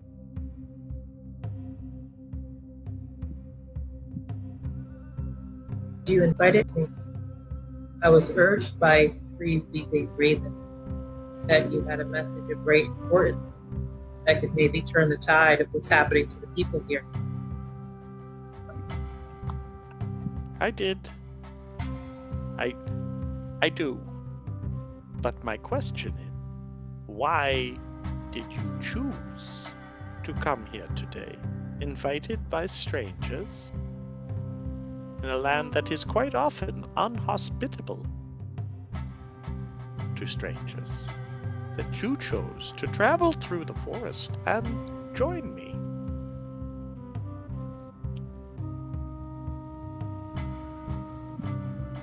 Feared strangers. I know what happens was meant to be. I'm here to do a service to the people who cannot serve themselves. And I will go to great lengths or do what's necessary in order to serve good and justice. She looks at you and smiles, and her form kind of settles back to the ground, almost like imperceptibly, but it's not hovering anymore. she says, I do sense that you have the best intention. But it is my experience that even those who seek to do the right thing are incapable of making the right choices. And her eyes roll back in her head, become white, she says. And her voice changes from like this like doddering elder to like this more forceful voice that just says, I see decisions in your past that may not have been helpful to everyone it could have.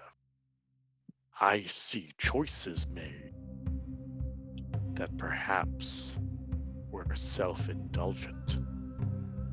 I see changes being made. But will temperance hold, or will prior choices rule out? And her eyes kind of come back, and she says, I do not know if we can be of service to you, or if you can be of service to us. But I feel if you are on a path of helping those in need, that we, and she gestures with like these knobbly old hands that are incredibly callous. And as she does so, and her fingers kind of flutter, you notice that on several of like the tents around where she sits in this circle, these wooden wind chimes kind of rustle and create that sort of like sound. I feel we are in need, and that perhaps you should know.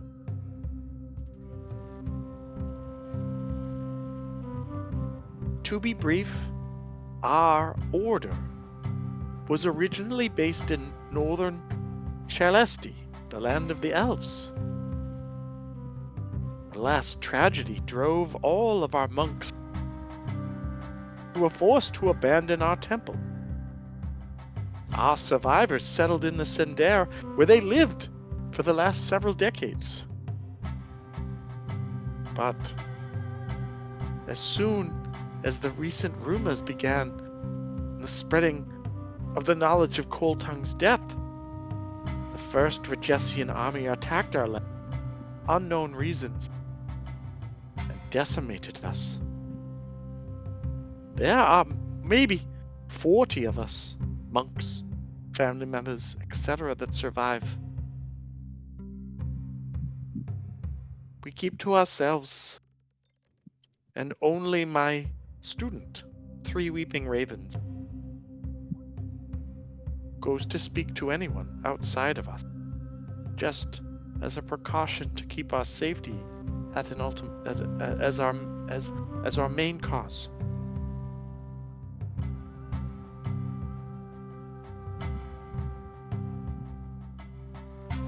I don't seek to burden you.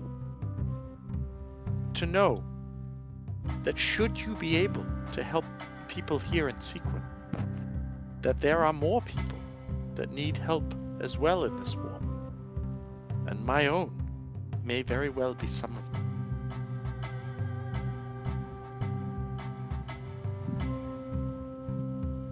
I have but one question for you, and then you may ask as many as you. Why do you help people?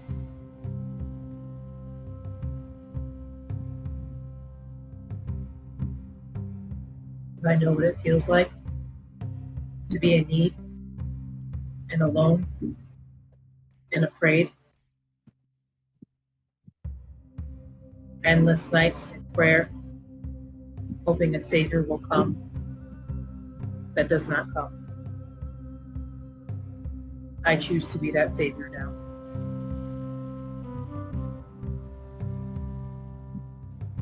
Though I appreciate your sentiment and must always be careful that they do not chain Savior to open. It's a fine line. But I see goodness in you, and you are welcome here at the camp of the Order of the Echoed Souls. Please come back if ever there are questions you didn't answer or refuge you need to seek. I thank you for coming to talk to me. And again, if there are questions, I will try and answer.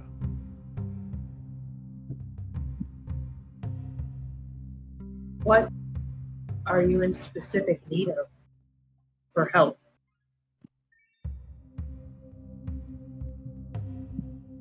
In the moment, we are okay. We subsist here. And as long as no one seeks to, perhaps we can start to grow. But what we need, truly, is to find a place of our own and to be able to do so without the persecution that we have faced. These are not things I think that you can help us with, but these are things that perhaps as you grow, you could stay aware of to aid, guide us.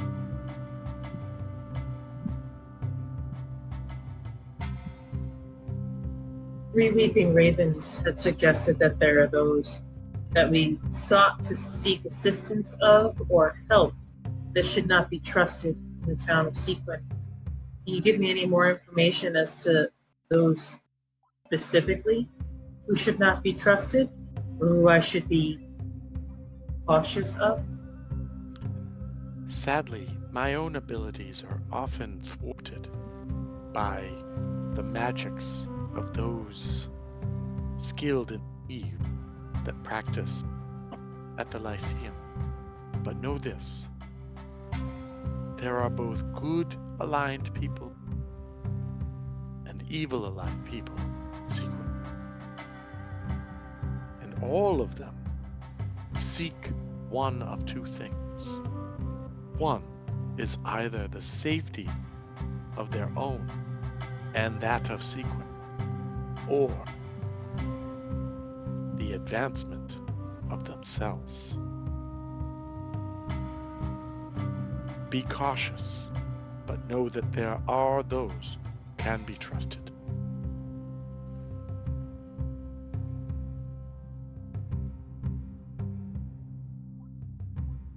Do you have eyes in Sequin besides Three Weeping Ravens and Tailwind? We do not stretch ourselves thin. We keep to ourselves to ensure that our lasting progeny may one day find a place to be safe.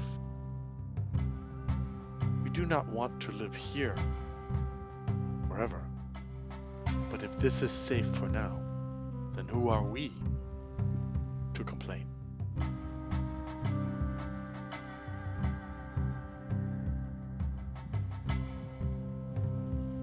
Understand that you've been through a lot.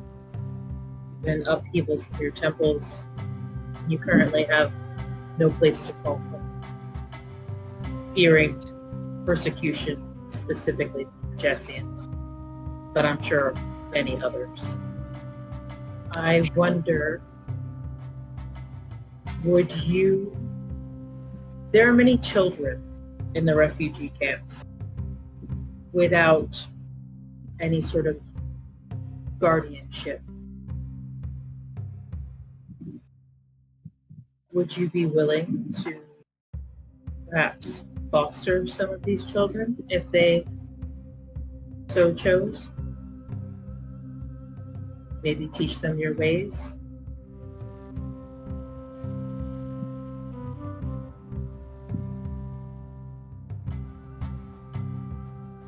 That You have been kind to only refer to our weaknesses as you have. But if you will, imagine all the small, the done, the evil ever committed by those you have met. Imagine that your soul, if you believe, contain nothing but evil you ever to speak of it.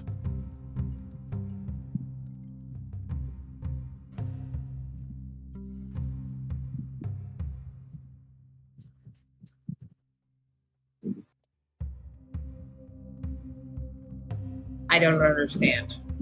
I'm talking to Tom right now. She's answering cryptically, but it sounds like what she's saying is their plight, their struggles, their strife, etc., which has led them to here, makes her feel unwilling to shackle someone with that. Now, what they've suffered and what they've gone through, she is literally just only two. But the idea, like, she's not opposed to training people, but concern is to say, come to us and we offer salvation. She adamantly says that she doesn't. They might be offering despair. I mean, if her temple, and just like if the airbenders were killed by the firebenders, and you're like, hey, the firebenders are still a thing, but look, let's go be airbenders. We know what the firebenders might do. That's a problem, is kind of what she's saying. Is like, Got if it. people were come to her, it's not that they would be unwilling, but that they might in fact be setting them up a death sentence by just aligning and adhering to the principles that the Order of the Echoed Souls offers. Echoed as an echo. Umbrella, Ella, echo. And so unless there's anything else that you'd like to say, that is... Thank you very much. Thank you very much. All right. And then you go back and join up with Torrent and with Katrina. And what I'm going to do is I'm going to cut it back over to... We've got a tie for 3. So Nim and Sovenis, roll another... You know what? Just because a D4 sucks. Nim and Sovenis, roll a D20 and tell me... And then what you get. Whoever's got the highest will go to you next. Oh! Well, Oh! Looks like we're going back to South Shore.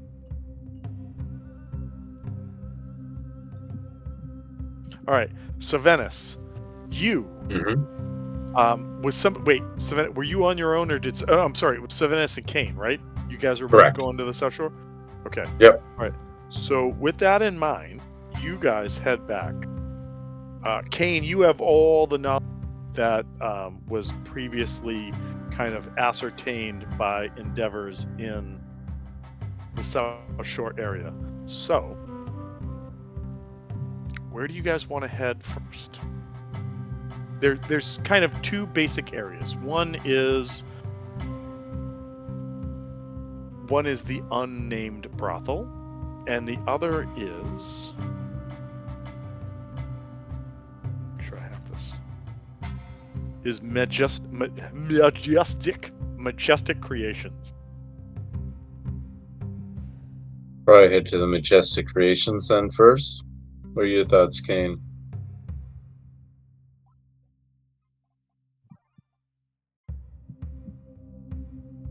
Sounds like Majestic Creations it is. Hmm. So, you guys find your way to a...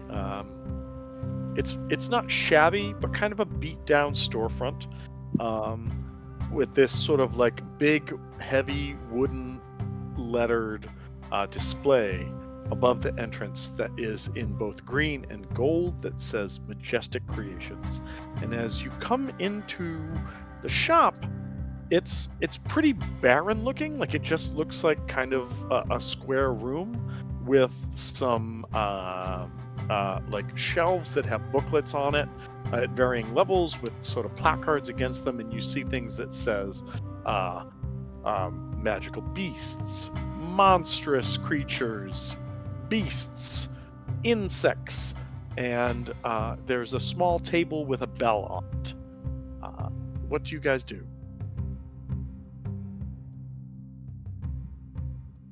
I would look around the shop briefly and then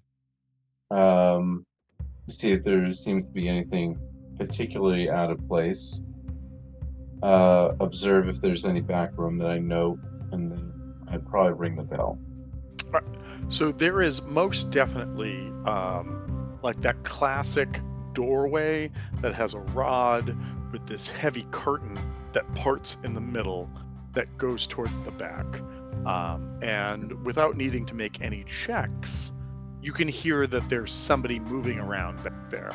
But in the front of the store, there's just these, it's just basically a rectangular room with a series of shelves or pedestals that have these books that are labeled about various kinds of creatures. I'm going to ask for a pause for 1 second, and I will be right back. Okay.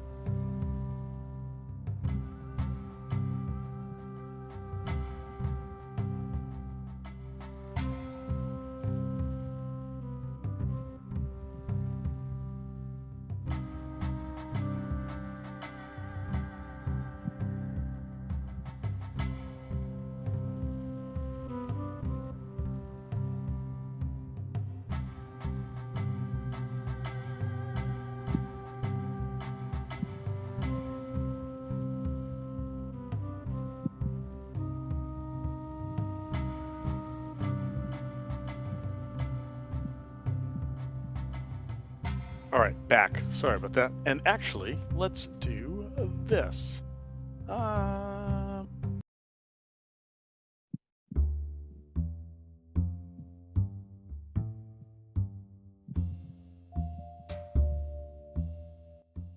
Okay. And so I apologize. You heard some noise behind a curtain. You see these books lying around. You see a bell, and you said that you ring it. Yes, I would ring the bell at that point. All right.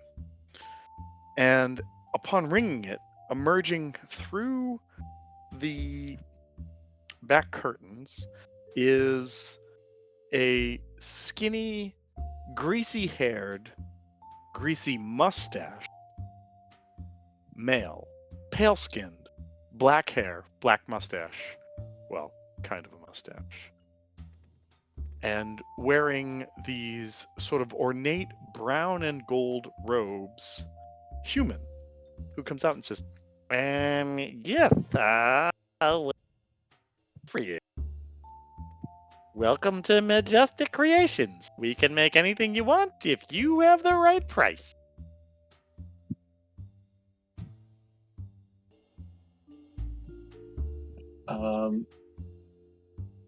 I've heard of your store being one of particular interest to me. I want to be sure what you're able to do here. Well, I like to start with this. It was one of my ancestors who first brought into this world the owl bear. And if that's what they can do, my biomancy can do that much more. Tell me what you want, and if I can't do it, I'll be true. But if I can, I'll tell you a price, and if you agree, it is yours. I'm quite brilliant.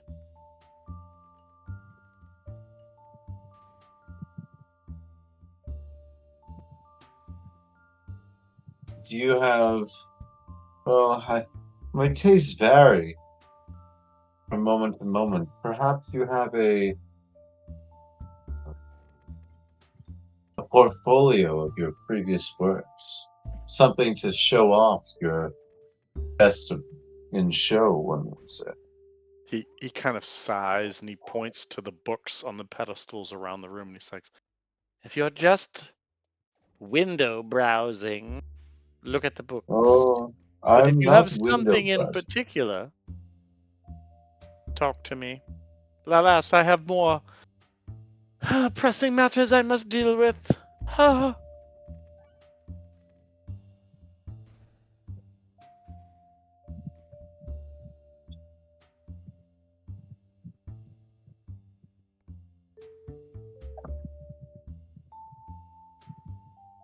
So I'm if trying you to figure out how to.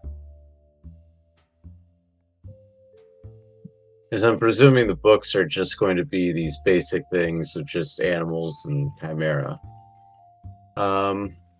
you're right.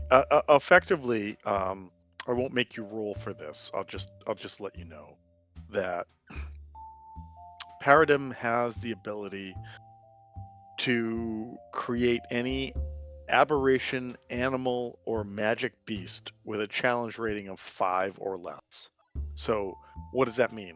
So, if you're like, I want to make a level 4 aberration, you could do that, like a creature of that level, or you could say, I want to concoct something that I've never seen before, and as long as the two things that you've chosen are equal level 5, like a level 1 and a level 4, or level 2, level 3, etc., a level 1, a level 1, and a level like 3, whatever, as long as it's level 5 or less, he can make.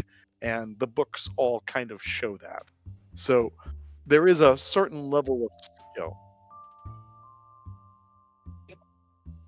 And Yeah. I mean, maybe you want a snake that can fly and also swim underwater.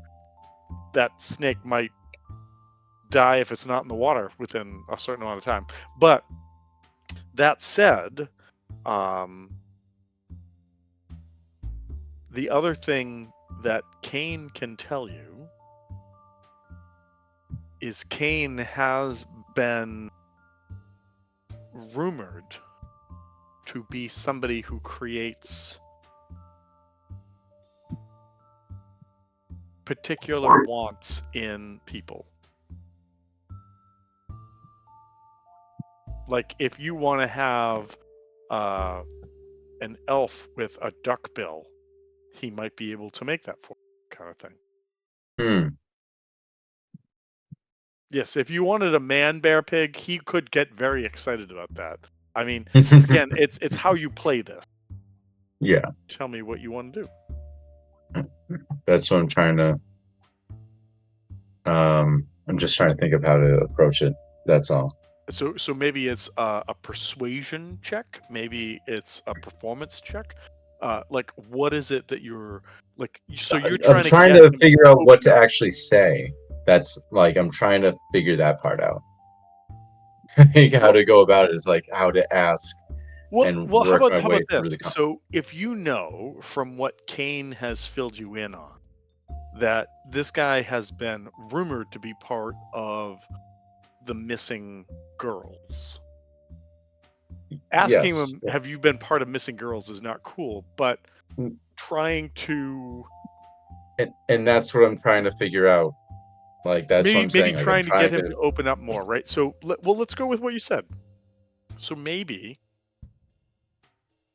well, no. Well, I mean, you could. That's very direct. Maybe not the right way, but maybe by saying, "I've heard rumor those who are skilled in your craft are capable of blending not one and two, but multiple creatures together. And I've also heard rumor that people have made something that is an amalgamation of a bear, a pig, and also a man. I mean, you put that into the chat, so maybe roll a persuasion check. And I'm pretty.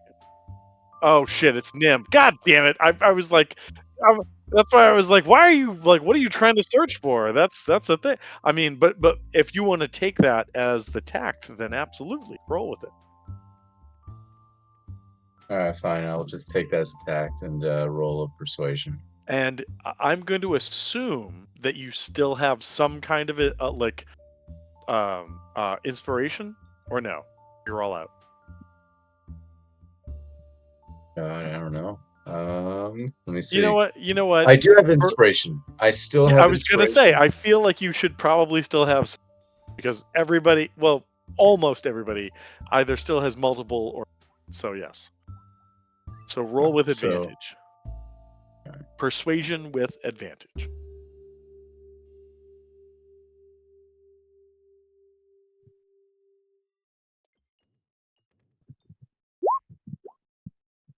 Wow. God, I mean, Sylvanus, you are just the best at this. And so you see, like Paradigm was about to walk away from you as you were like, "What do you have?" And he's like, "Read goddamn books." And then you make this statement about like a man bear pig. Maybe Nim did, but Nim guided you. He says, "Ah, what an interesting idea. You know what? I've never thought about making one. But if you're willing to assume the costs and the understanding that there will, in fact, be a person who's part of this, I can try and find a willing subject. Would you like to see my laboratory? Would you like to see my laboratory?" I am quite intrigued to see where the magnificent pieces of work that you create are, in fact, made. "Oh, well, come. And like he comes back and you see him like swish through the curtains and they close behind him immediately. But he has invited you back. All right. I would follow, but being very wary of anything around me, any sort of trap or anything. Just I a mean, little cautious as I yeah, walk through. I mean, yeah. Oh, hold on. So Sylvanus, you rolled a percep. Well, hold on. First of all, Sylvanus, you rolled a perception check. You did Oh, not roll a persuade, which is what I just saw. So sorry. what did you? My What was your persuasion's roll in also it? my persuasion's also a +8. Okay. All right. Cool. All right. Then I just looked and I'm like, are you kidding me? You can't do that. So Sorry, I have 3 8s in a row, and I it's all right. It's all right. I misrolled. will give you this. Wait. Hold on. I will give you this. Okay. So with that persuasion check for perception, there, as you come to the curtain and open it and move through, there does not appear to be any traps or magical enhancements or whatever that you see. Okay. Now, as you enter the next room, you see a series of like person-sized fish tank tubes that look very familiar to like Bacta tanks. If anybody played Knights of the Old Republic, remember what those look like? Yes, maybe. Okay. But basically, big glass or plexiglass cylinders that bubbles are rising through that you could immerse a person or a large figure. One of the things that you do notice is that there appears to be creatures in a couple of these tubes that look like the merging of eagles and horses. And Paradigm, as he sees you look over, goes, "Oh yes, yes, yes, yes. I'm working on new hippogriffs for our Makung Shaftabim's, our sequence captains, soldiers to keep us safe. Only the finest of clients come to me. So, yes. So, what is it that you want? Is it this bear pig man? Something else?"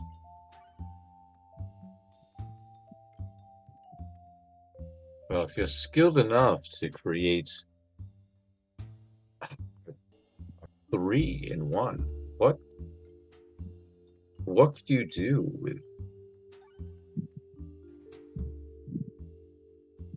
possibly giving? Oh, sorry. What were you about to say? I was like, "Well, before you ask any more, I'm sorry. Hold on. That's not his voice." Well, before you ask any more questions, I might as well just tell you what my prices are. Oh, okay. If you're looking to create something at the CR, and I'm not sure what that means, 2 level, it's 2,000. CR3, 3,000. CR4, 5,000. CR5, 9,000.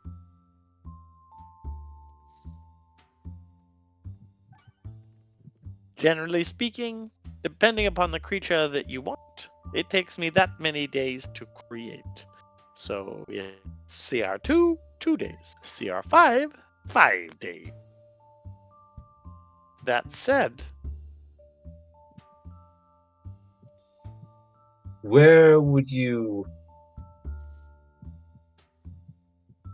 I am presuming that if we were to go ahead with the man bear pig, that it wouldn't be anyone I would know personally, correct? Unless that is an extra charge. He says, "Shh, come into this next room." And he goes through another set of curtains. Do you follow? Yes. Okay. And then, oh my God, Chris, are you with us? Kane, are you with us? I was going to say Kane. No. Okay. So Kane follows you through, and he says, gentlemen, I feel the thing that you are talking about is potentially outside the scope of legality. I'm not sure I can conduct business with you unless you can convince me otherwise. "I'm going to need a persuade check."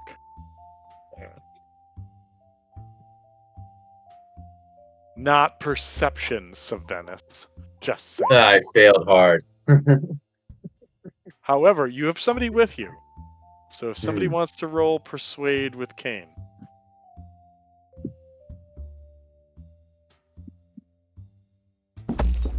Or so Venice just gets advantage. So Venice, I'm pretty sure you have advantage persuasion. Let me see. I might. I'm feeling like you might have at least either another inspiration. That, I mean, I love what just got rolled, but feeling pretty confident that you could probably roll that persuasion with advantage. No, I couldn't. Are you sure?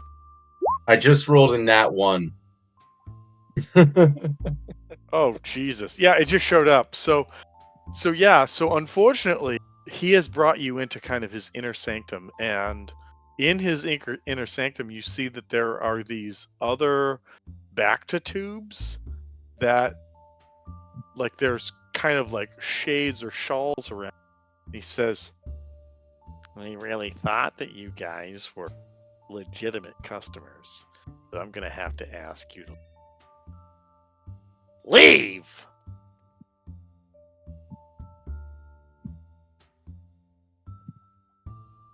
"You guys do." Let's see something. Could I try and charm him? At this point, if you're going to try to do that, it's going to be at disadvantage.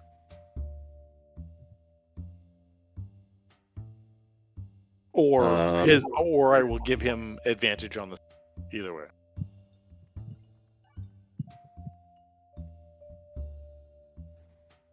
Because I think for charm, it's I think it's just a reaction too. Okay. Yeah, I think I'm gonna try for the charm, and then I'm gonna have a separate thought process. So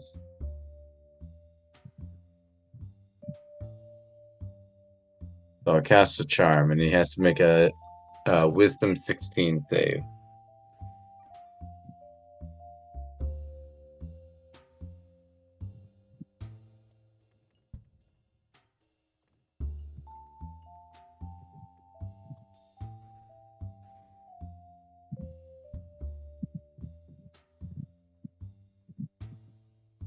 All right. So it is a 15 is what he gets. So he's charmed then. So wresting this from the jaws of defeat, he goes, Get out! You need to leave. Oh, wow. Can I help you, sis? What Won't is you? need? We were hoping to see your wonderful creations behind in these tubes over here. You were about to show us your And wonderful, marvelous creations.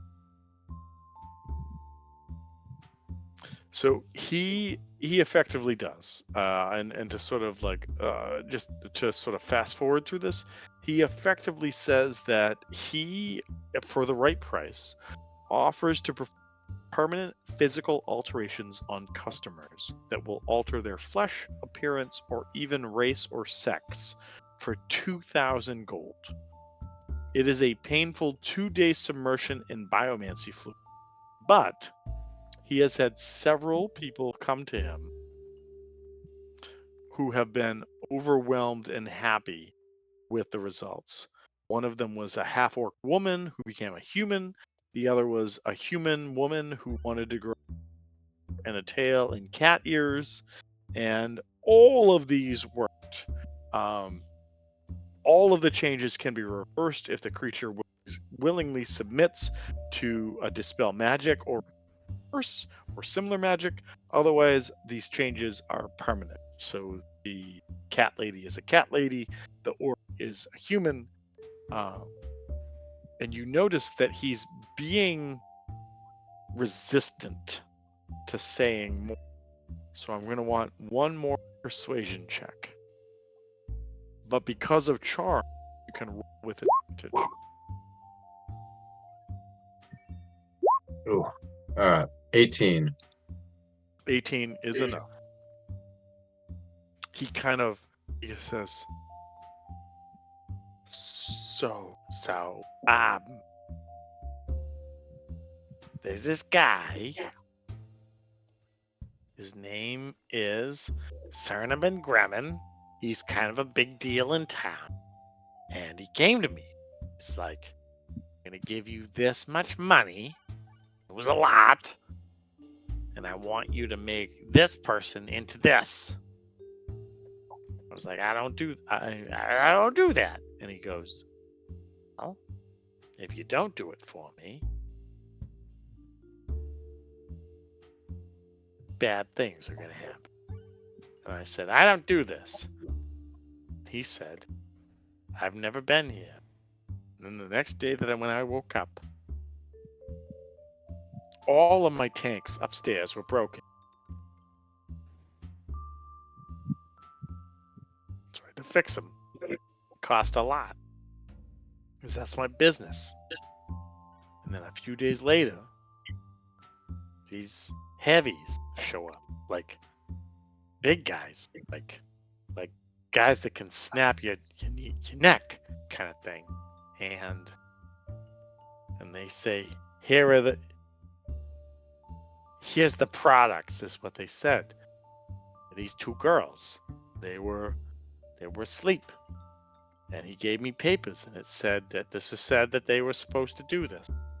And then they weren't what they were, because that's what I do. And I made them, they were people, and it was nothing bad, but they left, and I've been left alone. But it's the thing. And it happened. I got paid for it. I'm still here, and no one's, no one said anything. I can't believe I'm saying it to you, but at the same rate, I feel like I gotta trust you, so I'm gonna tell you that.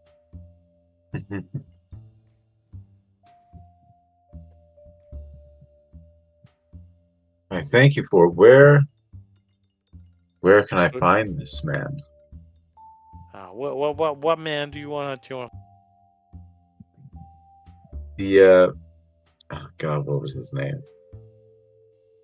So right now,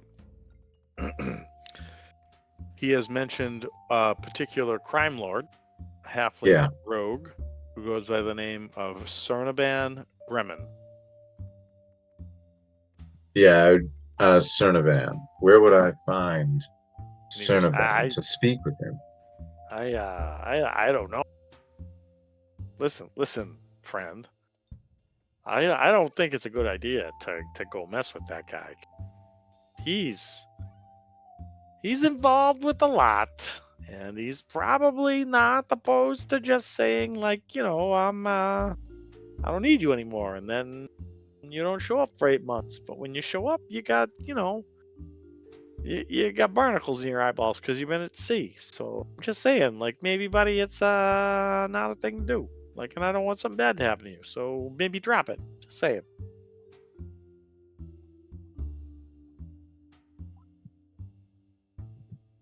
Do you recall what the women were turned into? Or what you how you improved them?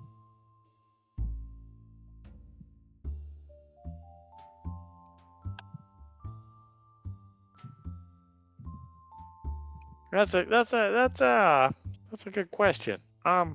What's weird about that is that I don't know. I remember the people coming in. I remember the conversation about it. I remember the sort of the efficacy, right? Like the speed with which it needed to be done, which was a problem because I got to take my time to do it. But I don't know. I remember something about, like, one of them had to be like, what's the word? Like, they got to be all into like the darkness and stuff. And then the other one, well, the other one I think was all about like I don't know, like hands, arms, something. I don't know, but that's what it was. But I don't know. I just don't know.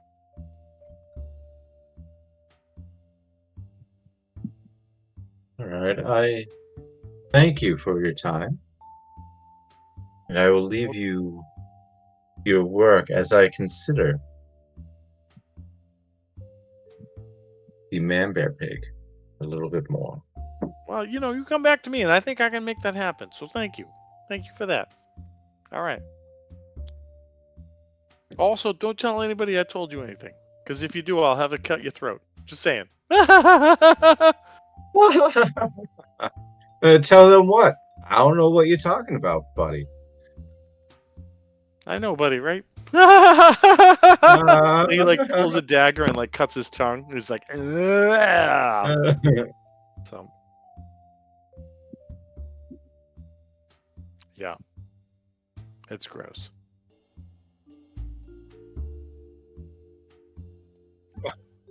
You're not there.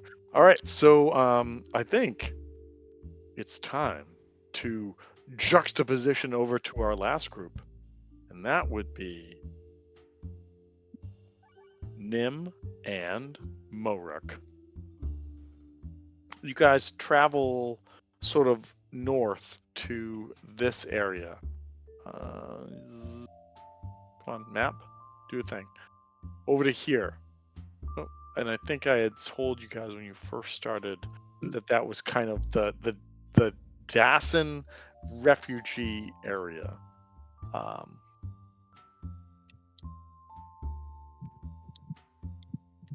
As you guys go in there, you quickly realize that there are people that are kind of like advising and pointing as if everybody knew that you were coming. And you were led to a centralized camp. I'm going to change this. And instead of this, I think we're going to go with this.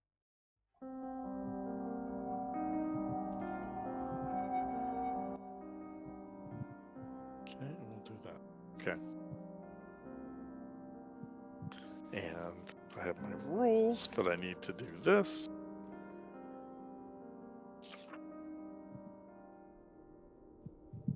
You are led to this central sort of camp where there is a big tent that there's guards posted around outside of. But as you get there, you're recognized.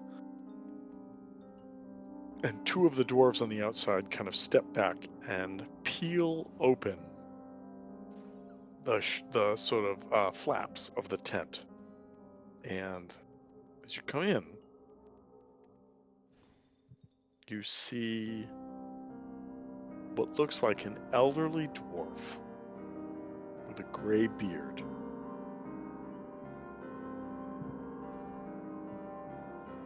Who turns towards you with these tired eyes, but they look sharp. They look intelligent. They look like they're ready to make judgment. And he just says, "So, I understand that the two of you have been helping out the people of Sequin. And I'm curious to just see how potent your potential leadership might be. I've been keeping the people who come from Dassen here under my watchful eye. But it doesn't mean I can't find allies. And the best way I know of finding those who can help lead is to put them through a test. And that test is a simple game.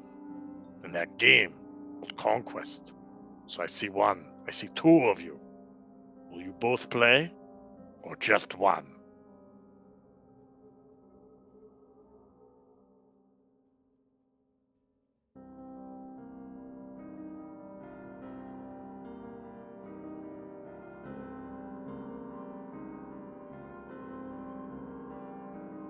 All right, so I'm going to give you. So I had to read this like several times to understand this. So the game opens up and everybody starts with 5 armies. So think of like Risk, where you have like 5 armies on the board, right? Maybe they're next to each other, maybe they're not. The first 2 rounds of the game are opposed intelligence history, specifically checks.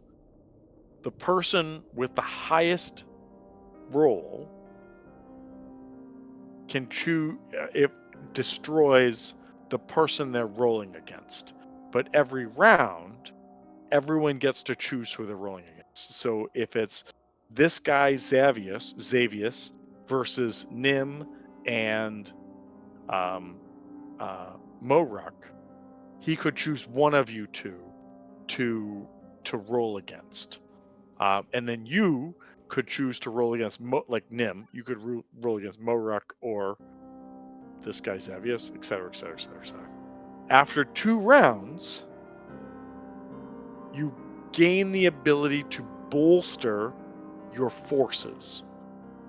To bolster your forces, you need proficiency in one of or all of the following things: deception, insight, or persuasion, or expertise. So as a rogue, if you have expertise in those things, it increases your bonus.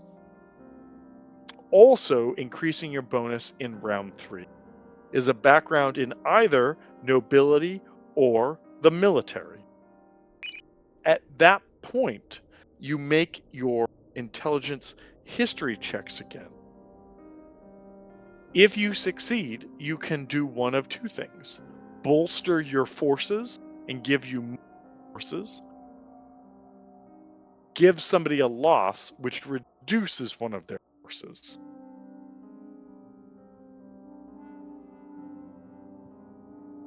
If you defeat somebody by 5 or more, you can give more losses to that person. In order to win, you either need a modifier of plus 20, or you need to find a person who can't match that modifier on the turn that you make it. Now, the more forces you have increases your modifier. The more losses somebody has, the lower their modifier is. So there's a lot going on in this game, but basically, I'm going to make a page with like several things, and then we'll keep going from there. And if you need to make any checks, we can go from there. I didn't know a better way to do this, so I'm going to make 5 marks for Nim. I'm going to make 5 marks for Moruk. I'm going to make 5 marks for Xavius. How do you guys both want to play? Do you want to just watch one of you? What do you want to do? I was gonna watch Nim do it. All right, cool. That means that's one less thing I need to do. Okay.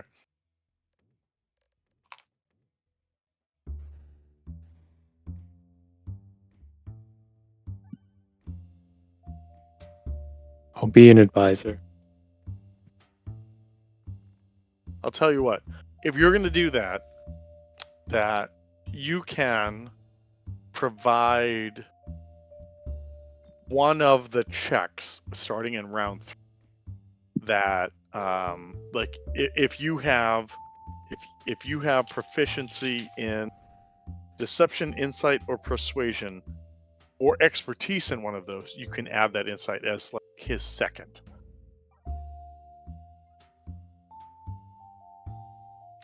So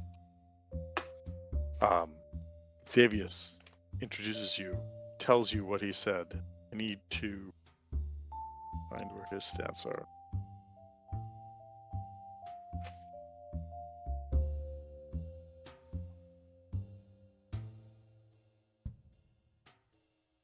Oh, it's not there, so hold.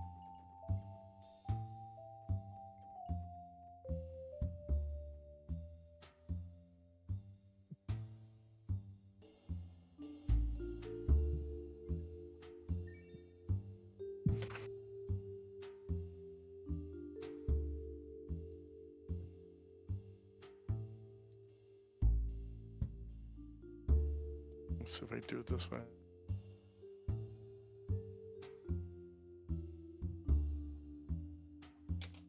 Sorry, I just want to make sure I'm making a good match for you.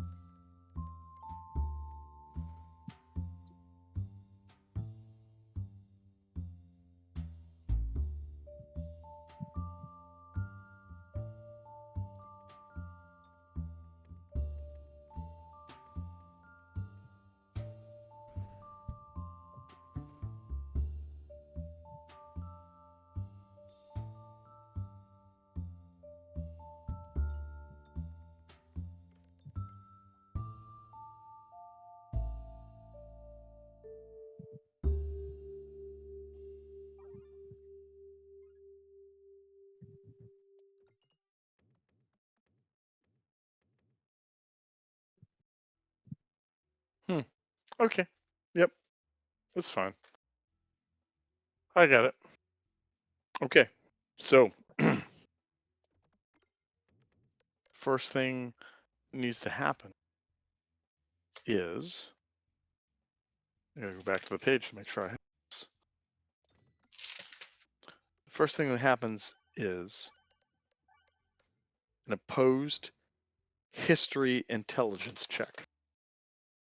That 20. This guy has a +4 to that.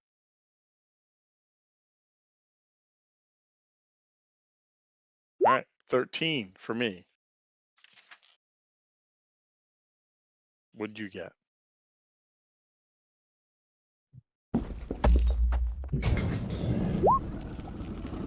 All right.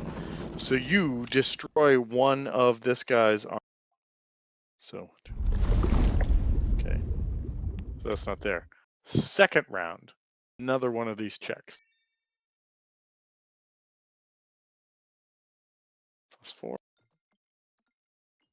Wow. All right. That's a 5.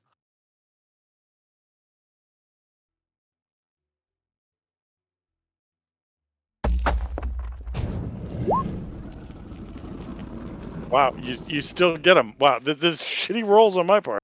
All right. So currently the battle is 5-3. Now's where it gets interesting. After round 2, you can bolster. So your choices are you can aim, you can gain a. Actually, no, let me just make sure I've got this right. The player with the smallest force has a force twice as large. You are not currently twice as large because math, right? So it's 2 to 5. I'm sorry, 3 to 5. So you're not twice as large. So you don't get that. However,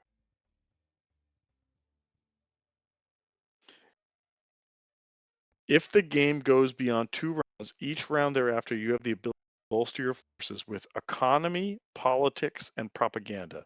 This grants you a +2 synergy bonus for each of the following skills you have proficiency. Do you have proficiency in deception? Okay. Do you have proficiency in insight? Okay, so you have a +2. Do you have do you have proficiency in persuasion? Okay, so you have a +2. Do you have expertise in anything? I think that's only rogues, but just asking. Okay, so you have a +2 to your roll. Those who have a do you have a background in nobility or military? I would say yes. I would say yes. So you have a +4 plus your, and so do you have what is your +4 history?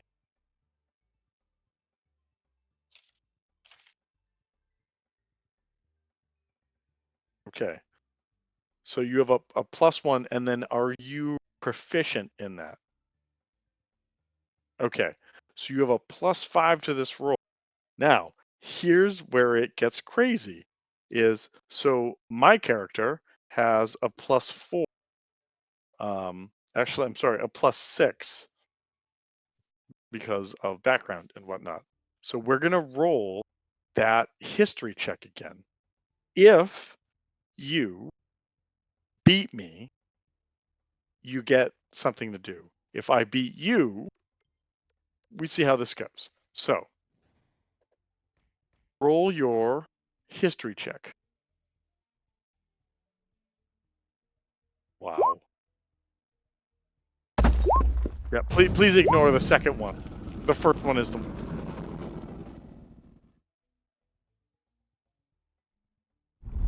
okay. So you have yeah, I don't know why, but I only have I only have a +6, which makes my roll a 7, and so your roll is a 13 plus or a 13. What 17. So 17 from 7 is 10. So if your check is highest, which you may have one opponent suffer a loss, and you can remove one of their pieces. Or you can remove one of your own losses, which basically means you could bring one of your you haven't suffered any of them, so yes. For every 5 points you win by, you can inflict one additional loss to either the same foe or to another, or you can remove one of your losses. So,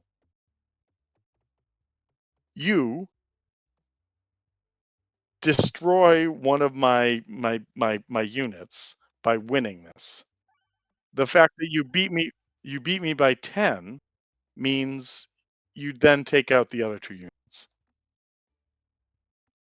And Zav have you ever played a game that like, the only way that I can describe this that I think that everybody will understand, including is that, like, if you played Catan against David and crushed him, and he just sat there going, "This doesn't make sense." Like, how like, it does like, all you did was buy mountain and bricks. How did you just beat me in Catan? That's what you just did. And again,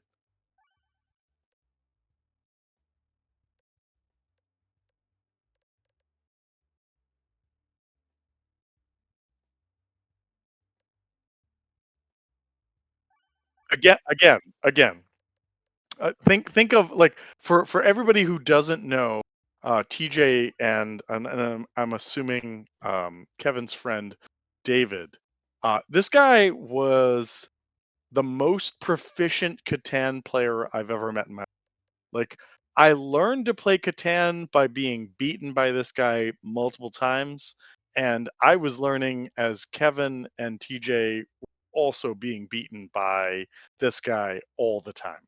And that's basically what you just did was you just defeated the David of this game. And Xavius kind of like nods, like almost like when you like the king in chess, like he just nods to you, and he says, this gray bearded dwarf um, says, "I've noticed that you've been doing good work. I see bad times coming for sequence. I've been trying to keep people ready to deal with those problems. A militia, if you so. And I think that if you see problems, I want to know. I don't know if I can trust those in the War Council.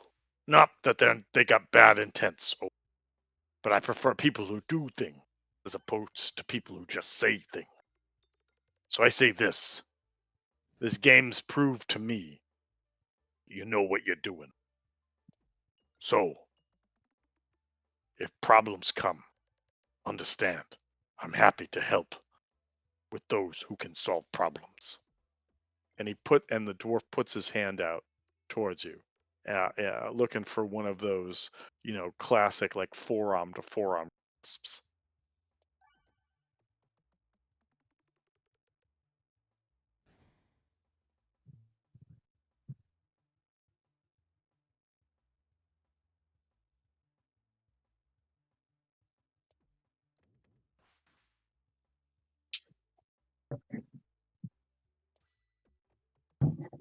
He's saying that he's basically raised a militia of well-trained soldiers that he's willing to either commit to you or help you with your requests should you need.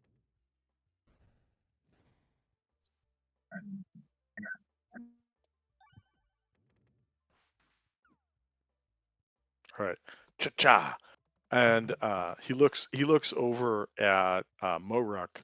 He says, "Normally I don't offer a shake to your kind, but if you're with this one and you're as sexy as you are, I guess I have to." And he puts his arm out to shake Moruk's arm as well. I don't know how I feel about it.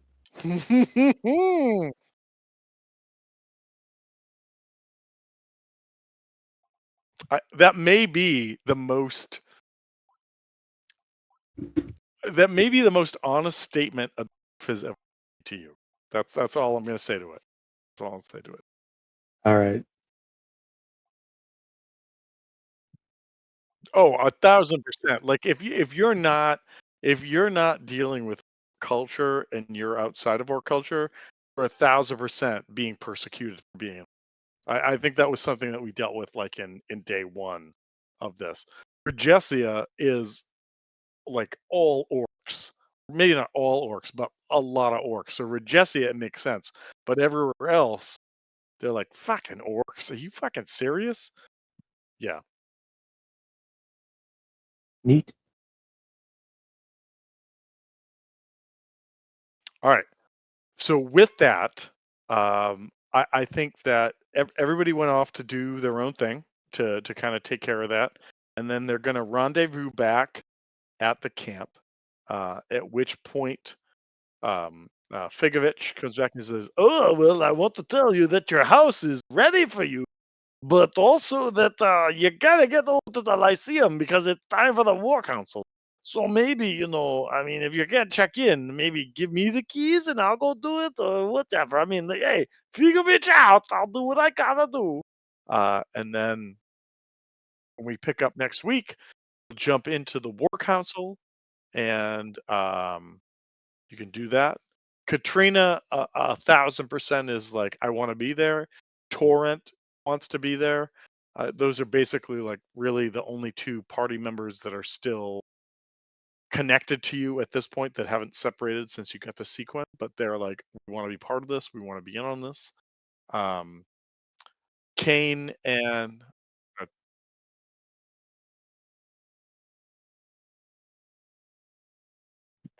well, no, they have separated and to do their thing. So Kristen and Hayden are somewhere in the city. You're not really sure where. Also, shit. Your elf friend, your winged elf friend, took off and potentially was joining up with the Wayfarers. That was the last thing that I think somebody saw with her, but you're not sure. But as far as folks that traveled into town with you, Torrent and Katrina. I don't know why I said Kristen. Katrina are are still there. So yeah, and so I did not mention this when Figovich was giving you the list of like stuff and things that are still a problem. Um, there's still this pervasive concern that there is a short-haired blonde woman that's looking that has not been dealt with yet. Jess, you're right. Yes. Um, but apart from that, that's that. And we just hit 12 p.m. And I have to wake up early for doctor's visit tomorrow. Nothing crazy, just checkup and whatnot. But I think this is a good place to stop. And as always, I hope that people are having fun with this. This was kind of a unique episode that everybody was doing other things and you know dealing with other things. But I hope that this was fun. I hope you had fun with it. And we'll talk to you all soon. Okay. Good. Later. All right. Later, everybody. Peace. Good night.